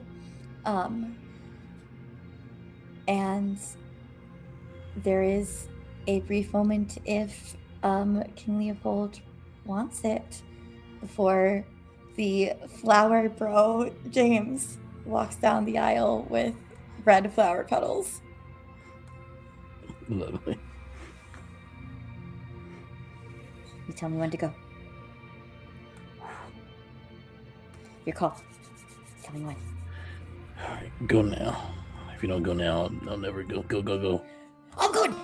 And James starts going down the aisle with the basket of red flower petals, putting them down, and stands off to the side to be next to where King Leopold will be. He steps out. Everyone stands because it is a king. He walks and holds his head up high, and he thinks of Marley the entire time. Probably his emotion flaring in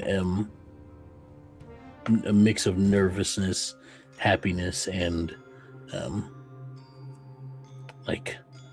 a sort of like fear is there slightly. Yeah. But it's mostly happy and joy. And as King Leopold walks past each row, they bow to him and only raise up after he has come past. Once you get to the front, James bows as well. Stands again. I step up and turn around to wait for her, looking intensely at the doorway for her to walk through. First will be some of the attendants, honorary positions. Tiffany also walking and taking a spot in the front. James doubling back around with a basket of pink petals. And Marlene stands at the back of the crowd next to Conrad as his procession goes forward.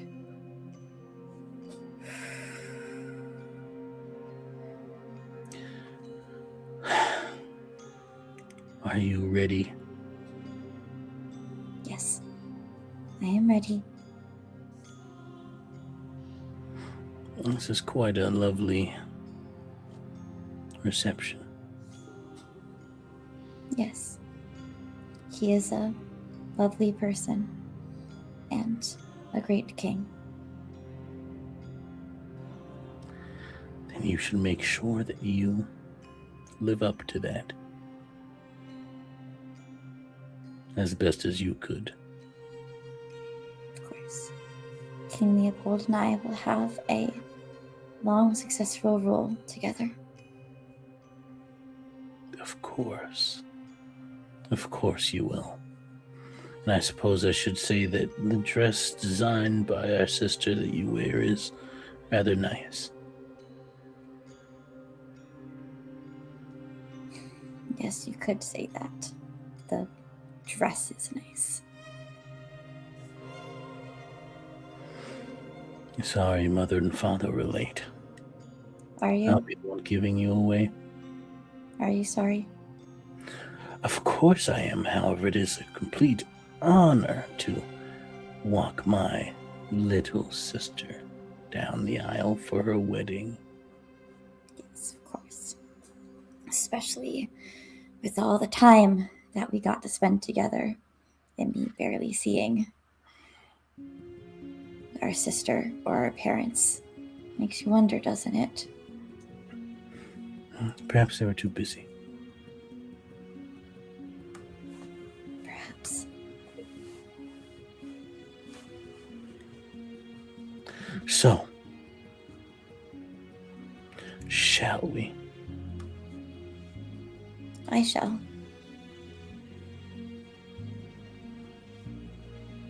Welcome to follow.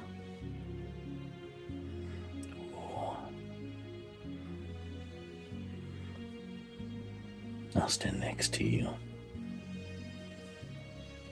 How delightful. That is how the giving away works. And he starts to walk. Holding her arm just a little too tight. James has put down the pink petals, and Marley is in a bit of a huff until she starts to walk forward. And her eyes meet Leo's. A big smile comes across his face. And everyone is standing for the bride and queen to be.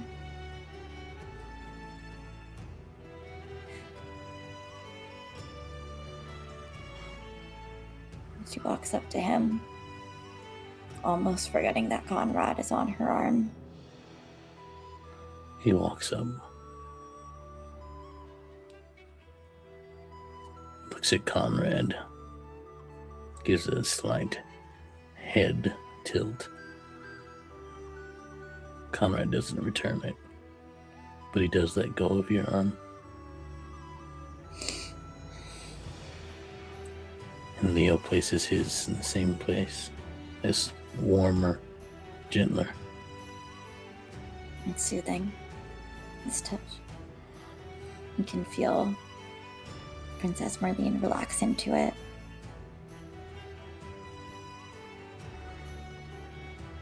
I step up to the podium, takes the veil, flips it over her head. You're so...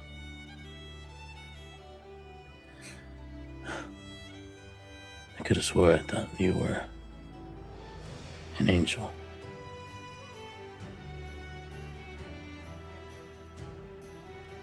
You're so beautiful. Me? Not just the dress. Oh. Sorry, I didn't get a good look at it. I don't care. It looks amazing too on you, especially on you. You're also amazing. We're about to get married. For real. Last chance to change your mind.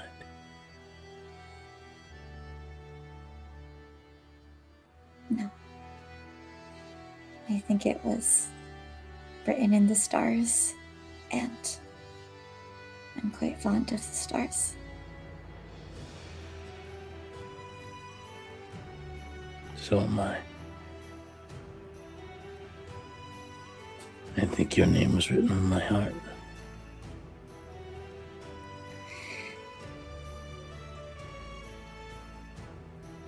And as the officiant starts to go through the wedding, Marlene would continue to just talk to Leo in his mind. I don't much care to listen to what she's saying. I really just want to keep talking to you. I know that my brother insisted on no vows, and that's not proper, and I'm not saying we give them now on the spot, but it feels incorrect to go through a wedding and not talk to you. And like I said, I don't care what they're saying. I just want to be with you in this moment. He just speaks in his head. Is this how it works? Do I need to... Yeah, just like this. Yeah. Oh, okay. I'm still standing silently and just looking into each other's eyes is all anyone else sees. We can talk to each other this way, if that's not uncomfortable for you. No, If it's weird, if you'd rather I get out of your head, I can. you can be in my head as long as you want.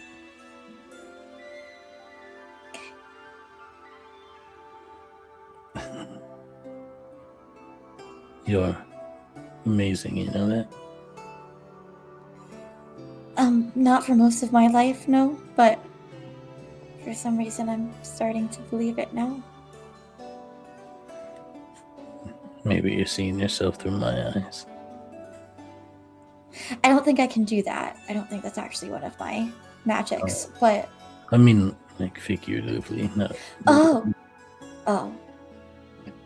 Oh, yes, okay, that's another cute romantic thing you're saying. Yes. Yeah. Yeah. I'm also sorry that none of your past relationships worked out, and they might have been like cosmically cursed to not work out. But also, I'm not super sorry that they didn't work, because that would have been a real bummer for me if they did. Like, we wouldn't be here now. So I'm actually quite happy that they Jesse told didn't. you I'm sorry that, if that's rude. Yeah. Yeah. She said, okay, yeah. Yeah. That's embarrassing. If my I mom was here, she'd bring out the scrapbook. I never dated anyone, and now I'm marrying the most incredible person in, I guess, this universe.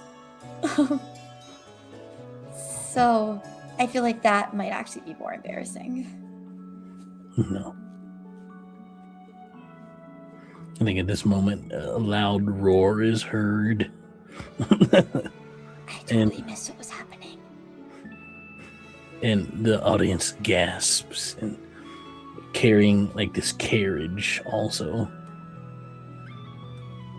This giant silver scaled dragon comes in, drops the carriage onto the ground, and then morphs into a humanoid form and stands at the back. Did you? Yeah, I called him. Thank you. Happy I could. And out of the carriage pours Marley's parents. Oh. Sorry I'm late. I had to pick these two up on the way. They seemed lost. Oh. That's what Ozic says. It's okay, Ozic. Thank the two of you for coming. We're just in the middle of the ceremony. If you'd like to take your seats.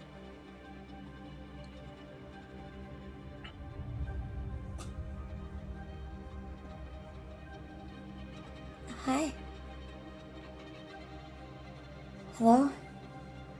Marlene bows, like it's actually been quite some time since she's seen them.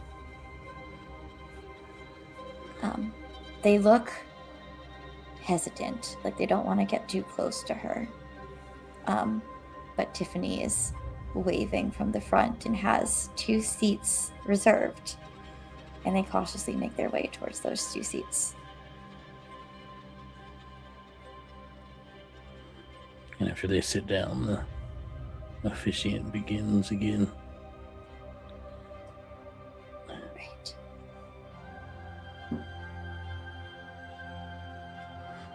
You okay? In his mind. It's just been a while since I've seen them.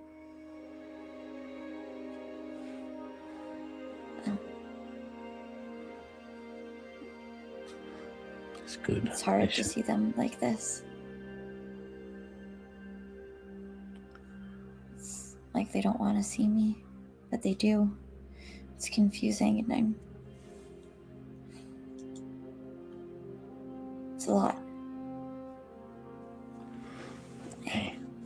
I sort of wish I could talk to them, but I don't think they want to talk to me. Maybe after all this is done, we can work on that.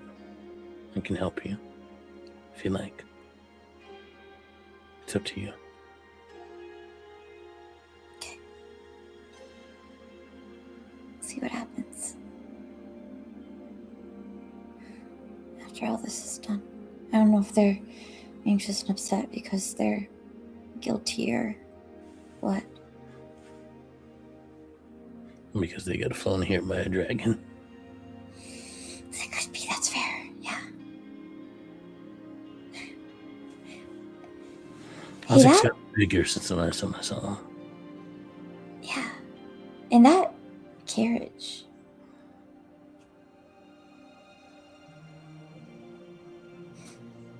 Later thoughts.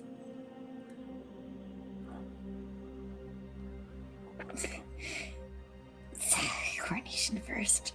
We're getting way ahead of ourselves. We need to get through tonight's dinner first, and quite a lot to do.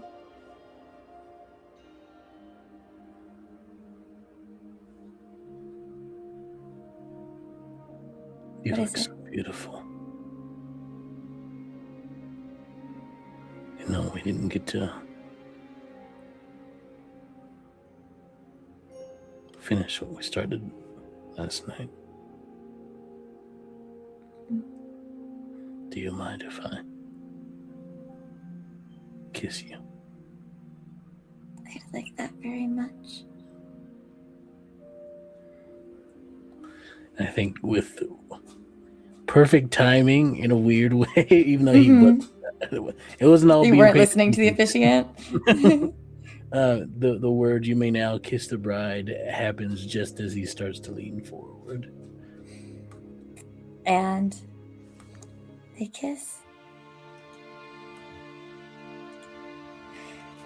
And everyone stands and applauds. Some claps happy and enthusiastic, some tears are shed. Few claps are more slow, more measured, checking something off a to-do list.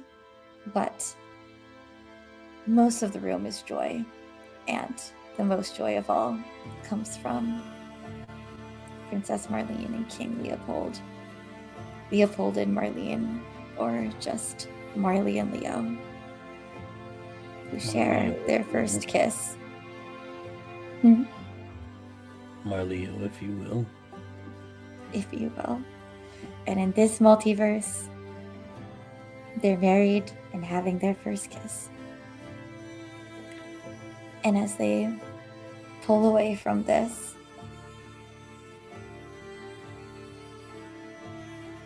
I think we see them looking at each other holding hands. And the next time we see them standing next to each other holding hands, they are back at the top of a banquet table. Unless there's another word to be exchanged in this scene. I think this one is just one that's meant for the families of the two in the wedding.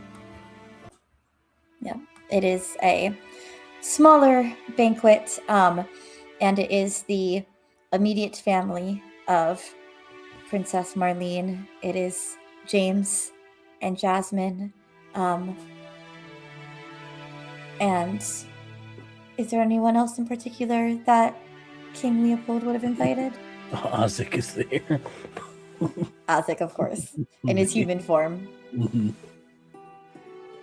Eating rather so much wildly. Yeah, like everything with his hands, and just so much of it. Like the cooks were not prepared for Isaac, but it's fine because Conrad doesn't seem to be eating, and neither do the Queen and King Kensington.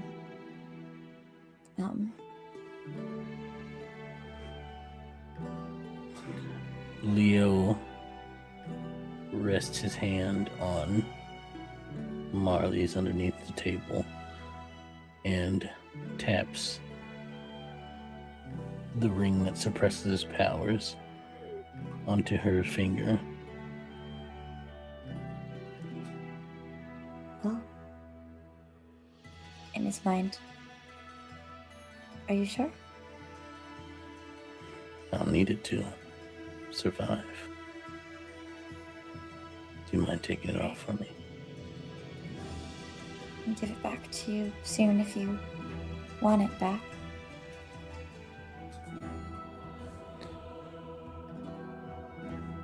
We'll see. Let's see. Would it suppress mine? I don't know. Seems like it was made for my father, but it could be a general suppression. Would you want it to?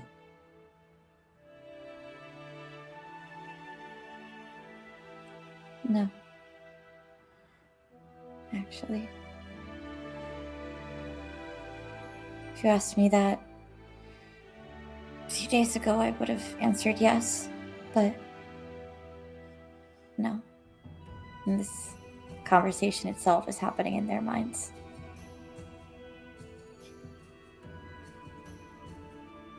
Guess what? Tiffany's such a brilliant queen. She designed this dress with pockets. And Marlene will slip the ring of King Leopold's into her pocket. Like, wedding dress with pockets. No one gets a wedding dress with pockets. That's the power of a brilliant queen right there. You're adorable. You're adorable. Hey. I think. Don't die. Stay safe. Always.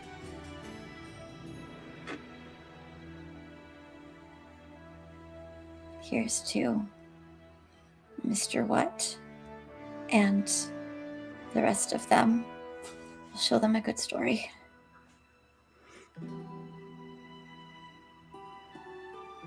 I have to let go of your hand now. I'm gonna get pretty warm. Okay. I think in one of those universes, there's a Marley who can hold her Leo's hand no matter what. I hope so. Me too. I hope it can be us. Yeah. Maybe we can find the magic for that too someday. But for now, I'll let you go so that I can take your hand back for that someday.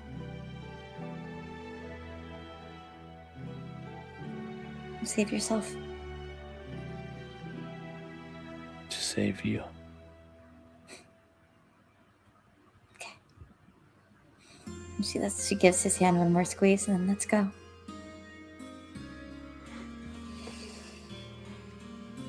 I think at this moment is when Conrad, tapping the table, very annoyed.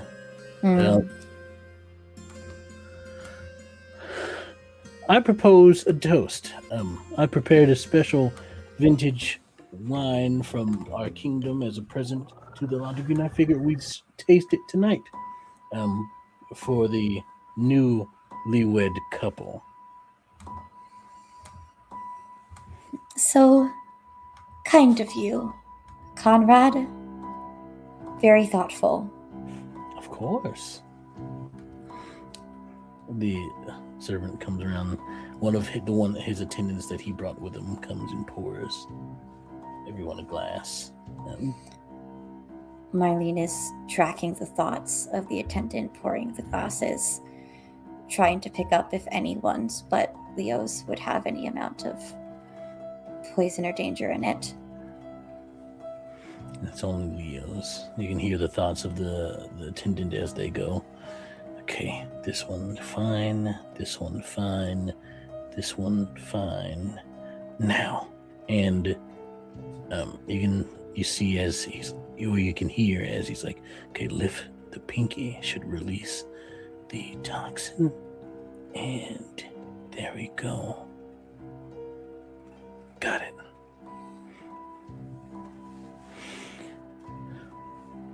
Conrad goes, wonderful. Everyone has their drinks. There's a beauty in this, I think. The wonderfulness of seeing such a sheltered princess come to be at the side of such a renowned king. Well, now, I guess, no princess no longer. And also not sheltered any longer. Quite right. We are very proud of you, Marlene. Of Queen You. Marlene, Prince Conrad, why don't you try that again?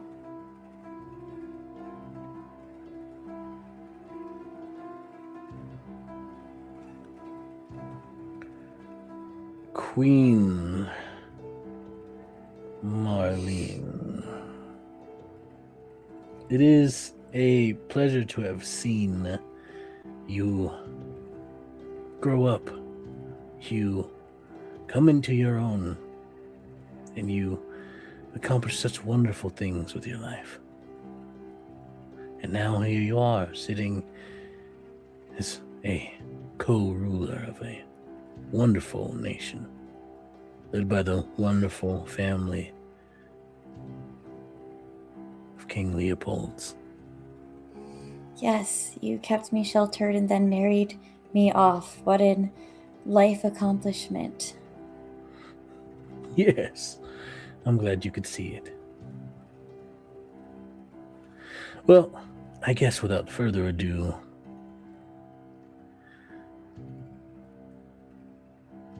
happy life to the newlyweds. May your love know no ends, and may you never part from each other. Yeah, because as they say, till death do you part. And I hope no such fate occurs to either of you. What a beautiful, heartfelt speech, Prince Conrad. Yes, it was nice of you, brother-in-law.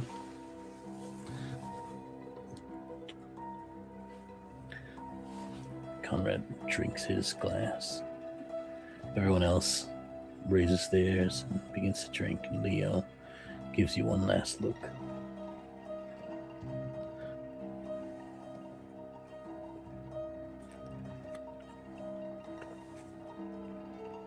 You know, this reminds me of a time that my parents came home from one of their trips to other kingdoms to establish relations, and there was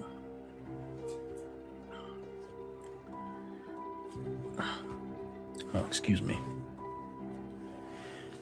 There was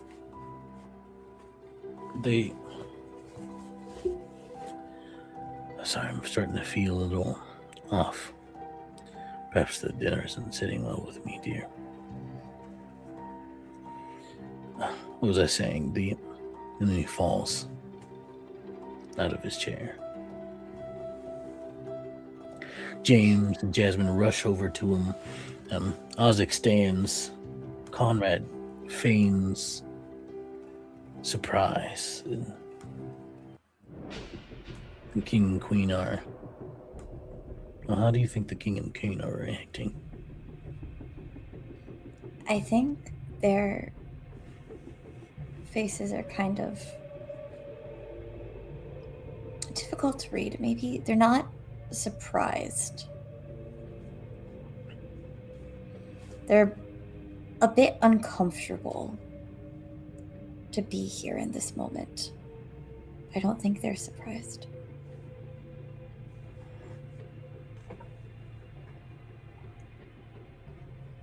Oh no, the king! The king has fallen! You hear Conrad. Someone, please! You hear the guards rush in. Oh, please. He has to be... Oh, this is such a tragedy. Oh, you're just married to my dear sister. This can't be happening. I promise we will get him help. We will make sure that he is okay. We have to see about this. Doctor, what can you tell us? The doctor is reading his pulse. It's, he's gone. Reading the mind of the doctor, does the doctor actually think that King Leopold is gone, or is this doctor one of in on what we're doing? This doctor is one of Leo's. He thinks to himself. He's okay. His pulse is fine, but he's going along with whatever plan Leo told him that he has to carry out, although he doesn't really know just to rush in when called and tell them that he has no pulse.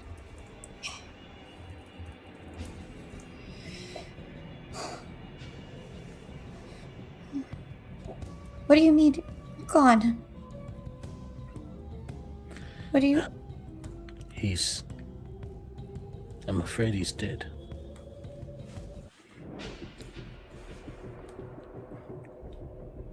No, that can't be. How could this happen? He was just fine a moment ago.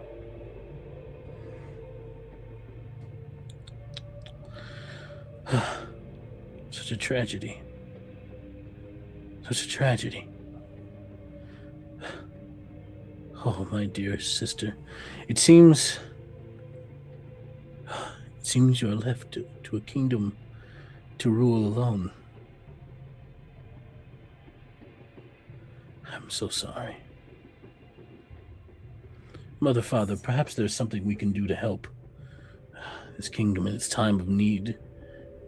Perhaps we can assist dear sister with her new duties as queen. King and queen of the Kensington Kingdom will pipe up. Well, Queen Penelope speaks first. Of course, I mean, it's the least we could do. After all, Marlene is the youngest, the least trained to rule. It should fall into our stead to take care of our daughter's kingdom. It only makes sense. Yes. The king speaks. Such a tragedy, yes. It is indeed our duty. Tiffany stands up. Is it? Is it really our duty? Seems like it's Queen Marlene's duty, actually.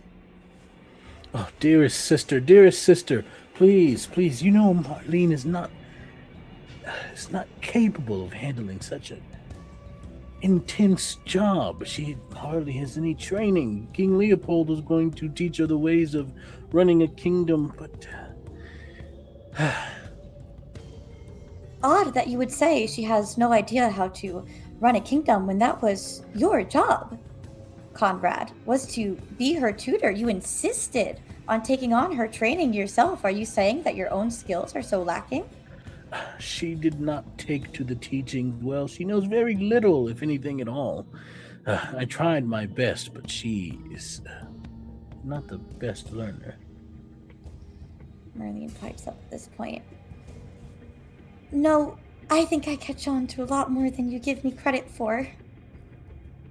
I think you tried your best to make sure that it would seem like I wasn't fit to rule, that I didn't know things, that no one saw me and how good I actually am, how capable I actually am, that I didn't see how good and capable I actually am, so that you could do this. That this was your plan all along.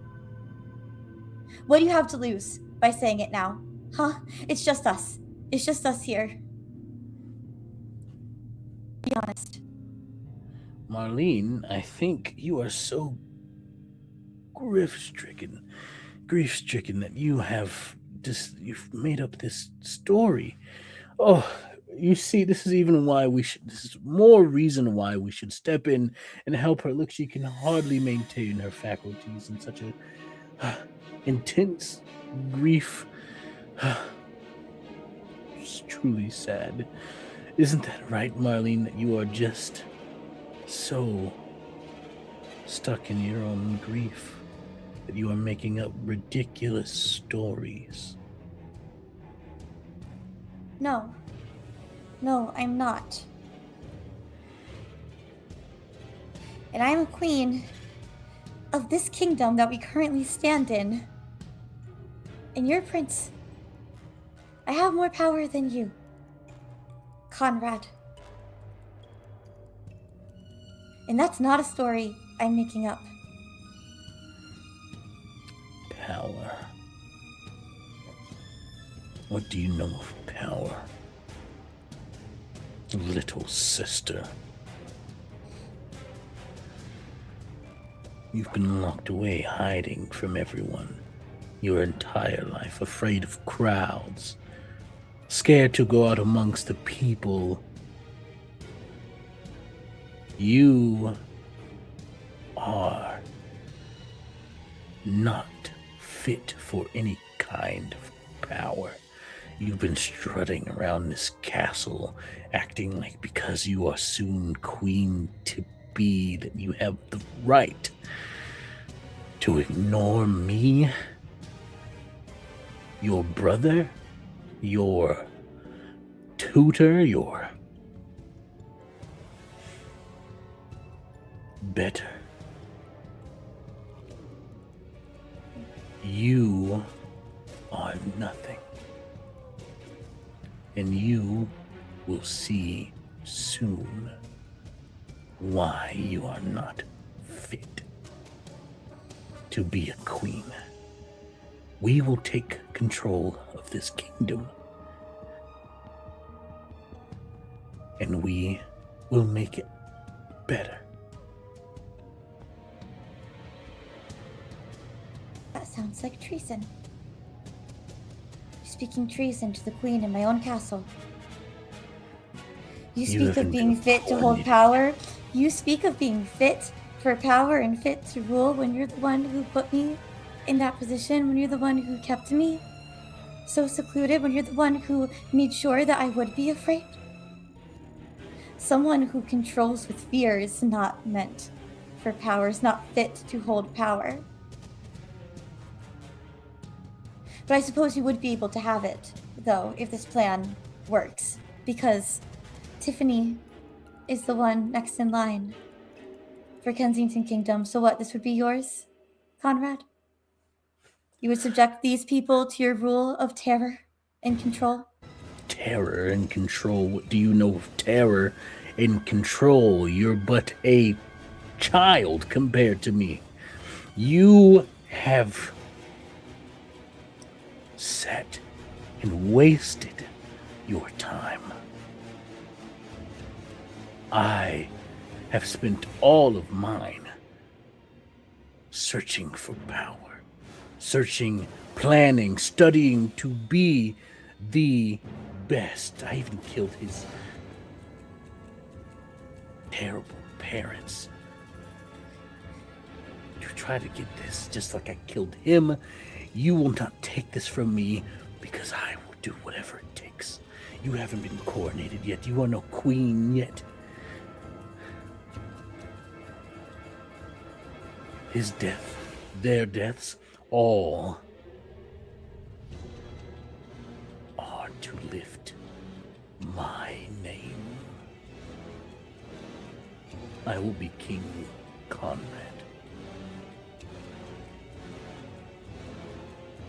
You'll never be king. You'll always be a monster. Nothing else. Now people know it. Yeah, I heard enough too. Steam rises from the ground where Leo is. I'm gonna ruin this suit.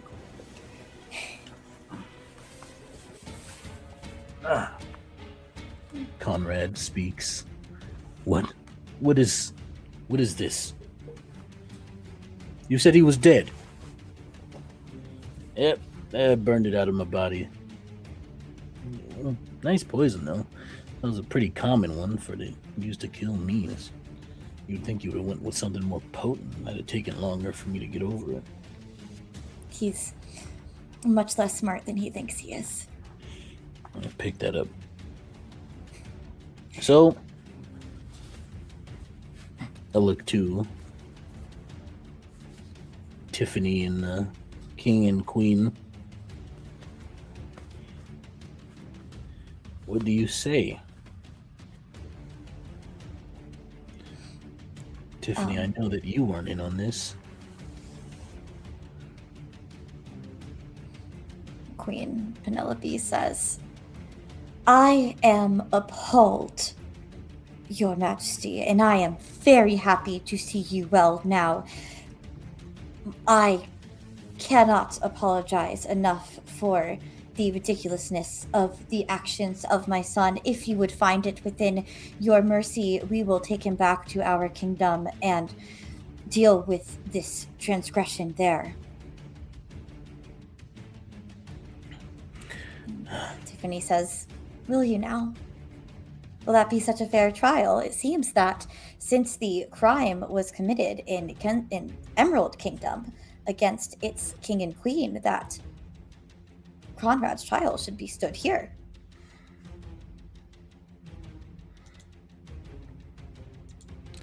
I agree. Look at that. Future leadership aligned.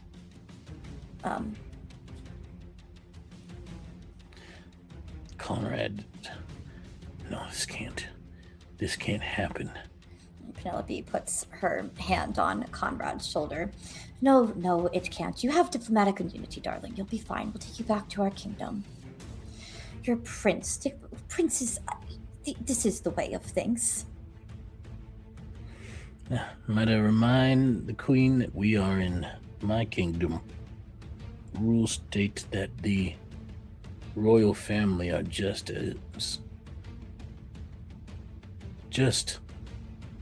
as held to the standards of the law as anyone else.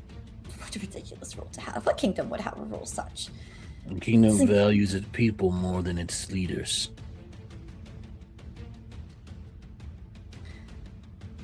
Well, and Tiffany will say, I guess that's that then. Queen Penelope squeezes Conrad's shoulder, says, play along, we'll get you out. In time. Marlene says, no, I don't think you will.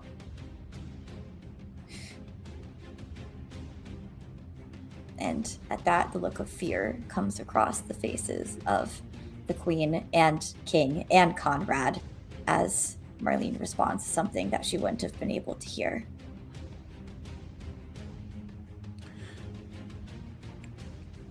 What would you like to do,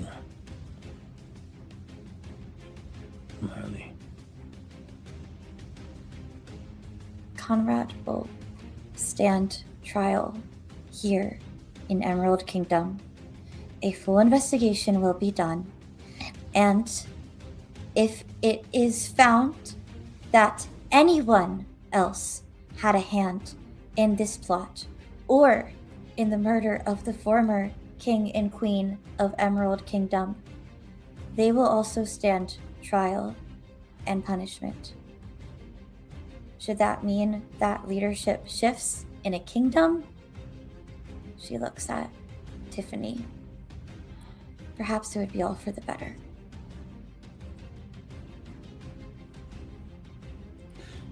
Tiffany nods.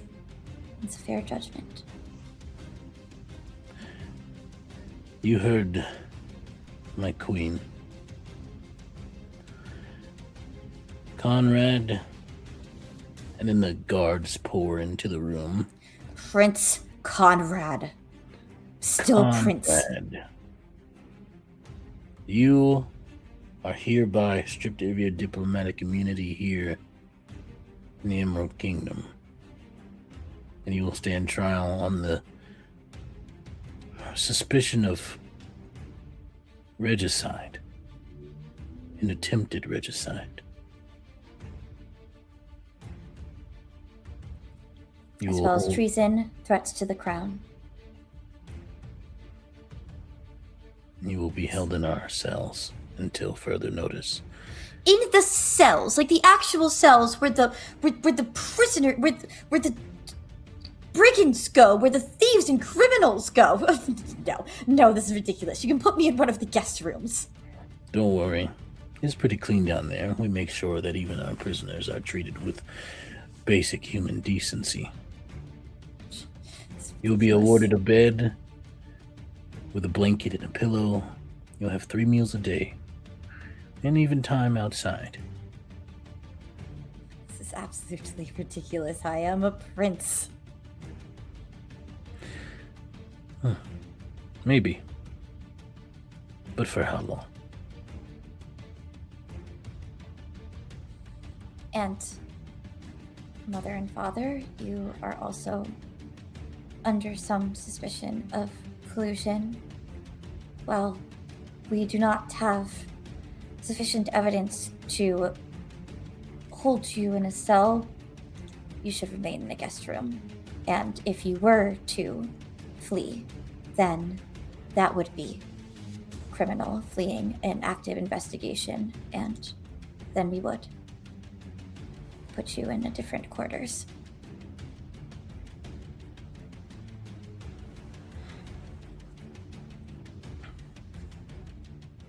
Princess Tiffany will say, I can handle the throne of Kensington Kingdom in the absence.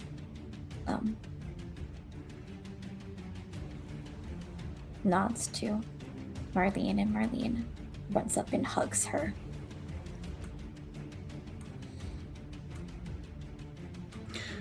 Isaac speaks up. All right, I thought I was getting ready to have a fight there. I'm glad you're all right, Leo. I could tell you were breathing from here. Thank you, Isaac. Thank you, Isaac. And she says from hugging Tiffany, and goes back to Leo's side. James walks over to Princess Tiffany and says, so I don't know if you were finished with the hugging, if you needed another hug, wanted another hug. I also give excellent hugs. I am both a great dancer and a great hugger. She is like, okay. James gives her a hug and says, you know, I'm a prince now. Oh, are you? I am. And as a prince of Emerald Kingdom, I know that doesn't really make any new alliance for you that the kingdom doesn't already have, because Queen Marlene is here, but I am a prince, and I would really love the opportunity to court you and just let you know how wonderful and amazing you are every single day, and we can see where that goes. I'm not, rushing in things too fast. Like, we don't have to have we meet 2 days and then get married 2 days later. But I would just love to be by your side for as long as you will tolerate that. And I'm hoping that it's forever. And I'm just going to throw it out there now. I am hoping that one day I could be your king consort. I would love to just be able to always exist next to your brilliance and your beauty and just how incredible. Stop you here. Okay. 1, did you ask Leo to make you a prince for this? Is that what this is? For this specifically, yes. Otherwise, I would not have cared about being a prince. I just want to attempt to be worthy of you. A duke or a count would have sufficed, right? You deserve nothing less than the absolute best, my queen. I don't think a title changes who you are. But if you are the absolute best. Are this committed to this, perhaps I will let you take me on a date. I would love that. Yeah. I know a dragon with a carriage. I think your sister and her new husband might be using it first, but that feels like a pretty epic first date. Yeah. Flying around dragon carriage. Are you offering me to take you on a ferry? Dude, you're gonna do it for my brother, right? You're gonna do it for my brother. Aren't you gonna do that for my brother? This is how the story ends. We watch them fly away in your carriage, kind of thing. That's different. Why is it different? If you can beat me in one-on-one combat, then yeah, perhaps. Oh, Queen Tiffany, I'm so sorry. We might have to find something else to do for our date, but I will try. I will try for you. I'll do anything for you. All right, let's go. She gives a smile to Marlene before being whisked away by James. And I think Queen Tiffany will say, you do not have to do that. There are many other things we can do for our first date.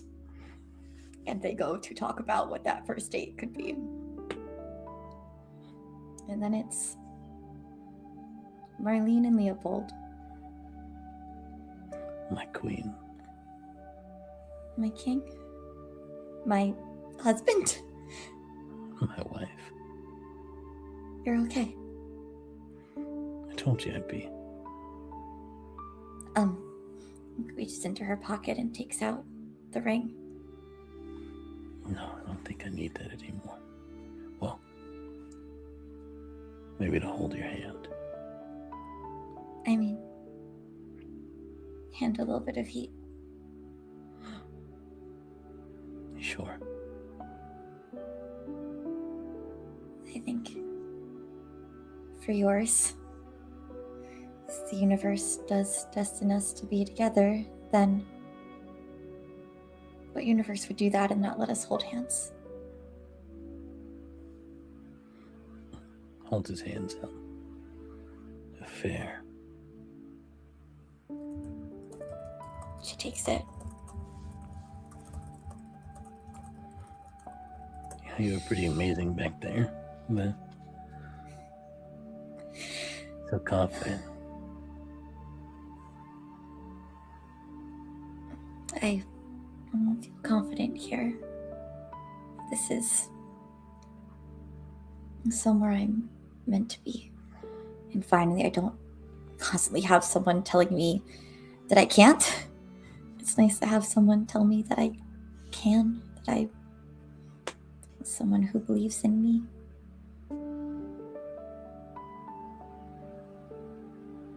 I'm glad. I'm glad I could be that for you. And I hope I can be that for you too.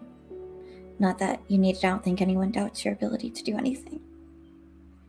You seem to be something of a superhero. Sorry, silly to go to storybooks like that, I guess. Life isn't a storybook. You're my hero. Without you, I surely would have drunk in that wine without knowing and actually died. So in a way, I think we've helped each other. Keep helping each other. And help your kingdom and Kensington Kingdom too. For as long as I live. We'll take it one day at a time.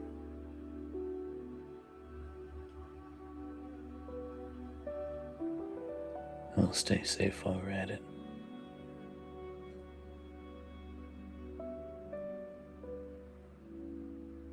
I love you. Did you just read my mind? I love you too.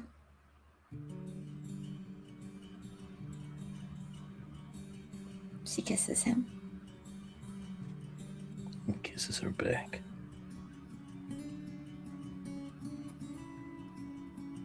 And last page of this storybook is them sitting in the back of a carriage, being flown by a dragon. The camera pulls up from this universe, and we see little glimpses of some others.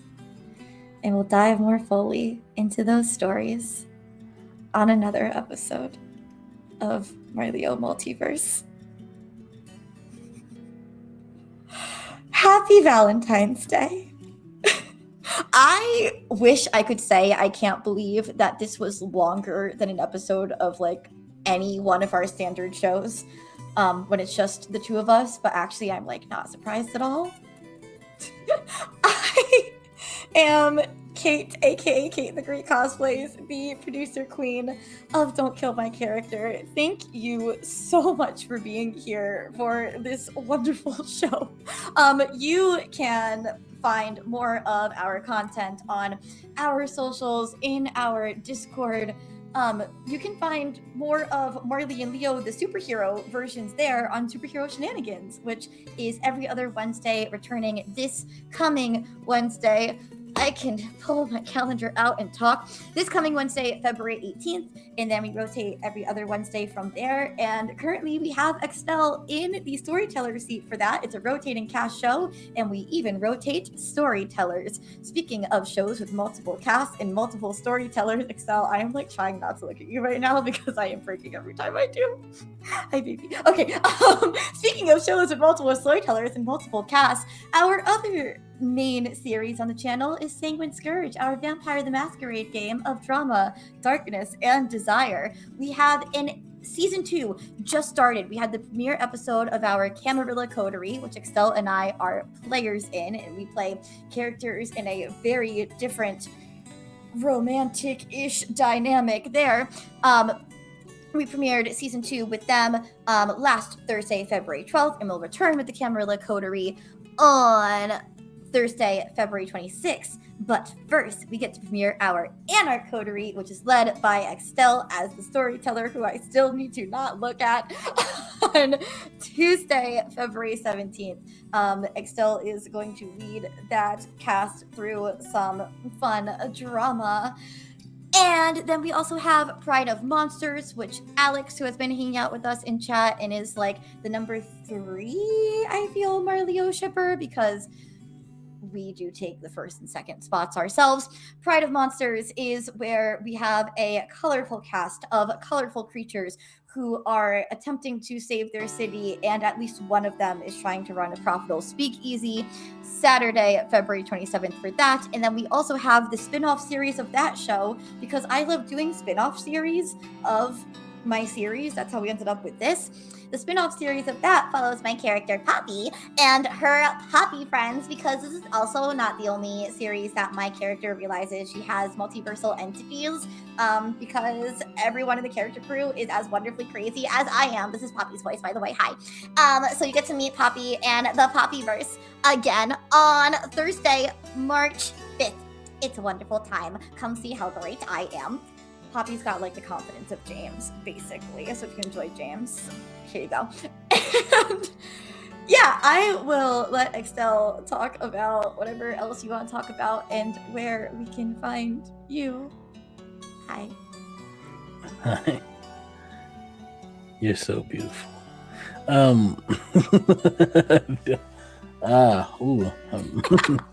Hi, I'm Extell. Still, aka Extra the King. I am the King Consort of Don't Kill My Character. I love that I got to play James as the King Consort and be like, being King Consort's great. I just get the title and no work. Amazing. It's perfect. Hi, everybody. I'm Extell. You can find me at Extra the King on all the socials. I have been Leopold. I keep just wanting to say Leo. It is Leo. I know. So. We'll get used to it at some point, but they're going to be different in different worlds. Yeah. So that's great. I've been Leopold slash Leo slash Ember here tonight. And yeah, I am out here doing stuff. Sorry, I'm distracted. So thanks for coming by. You can catch me in places. When you follow me on socials, studios, start playing, yeah. You can catch me. Go for it. You can catch me on stuff. Just follow me on the socials, and you'll know about that. I am gonna shout out what chat is saying. That yes, Extell does so much work around here. Truly, he is game master, storyteller for multiple games, and cast. He's in almost every game on the channel. Almost. Yeah. Yeah. Change the big Poppy. Yeah, and there's another one that's coming up that you're not in. It's very hard. I'm excited to see it though. Thanks. We're gonna go celebrate the rest of our Valentine's Day Happy Valentine's Day. Thank you so much for spending it here with us and our crazy, beautiful, wonderful, flaming chaos. We appreciate your support of HeatCute, of Extell. We hope you will come back for more of these stories because, do you want to try saying it with me? Let's go. There are always more more stories to tell. This is why we can't do a musical episode yet, because we can't do things in sync. It's so sad. All right, Twitch, stick around for the raid. We love you. I love you.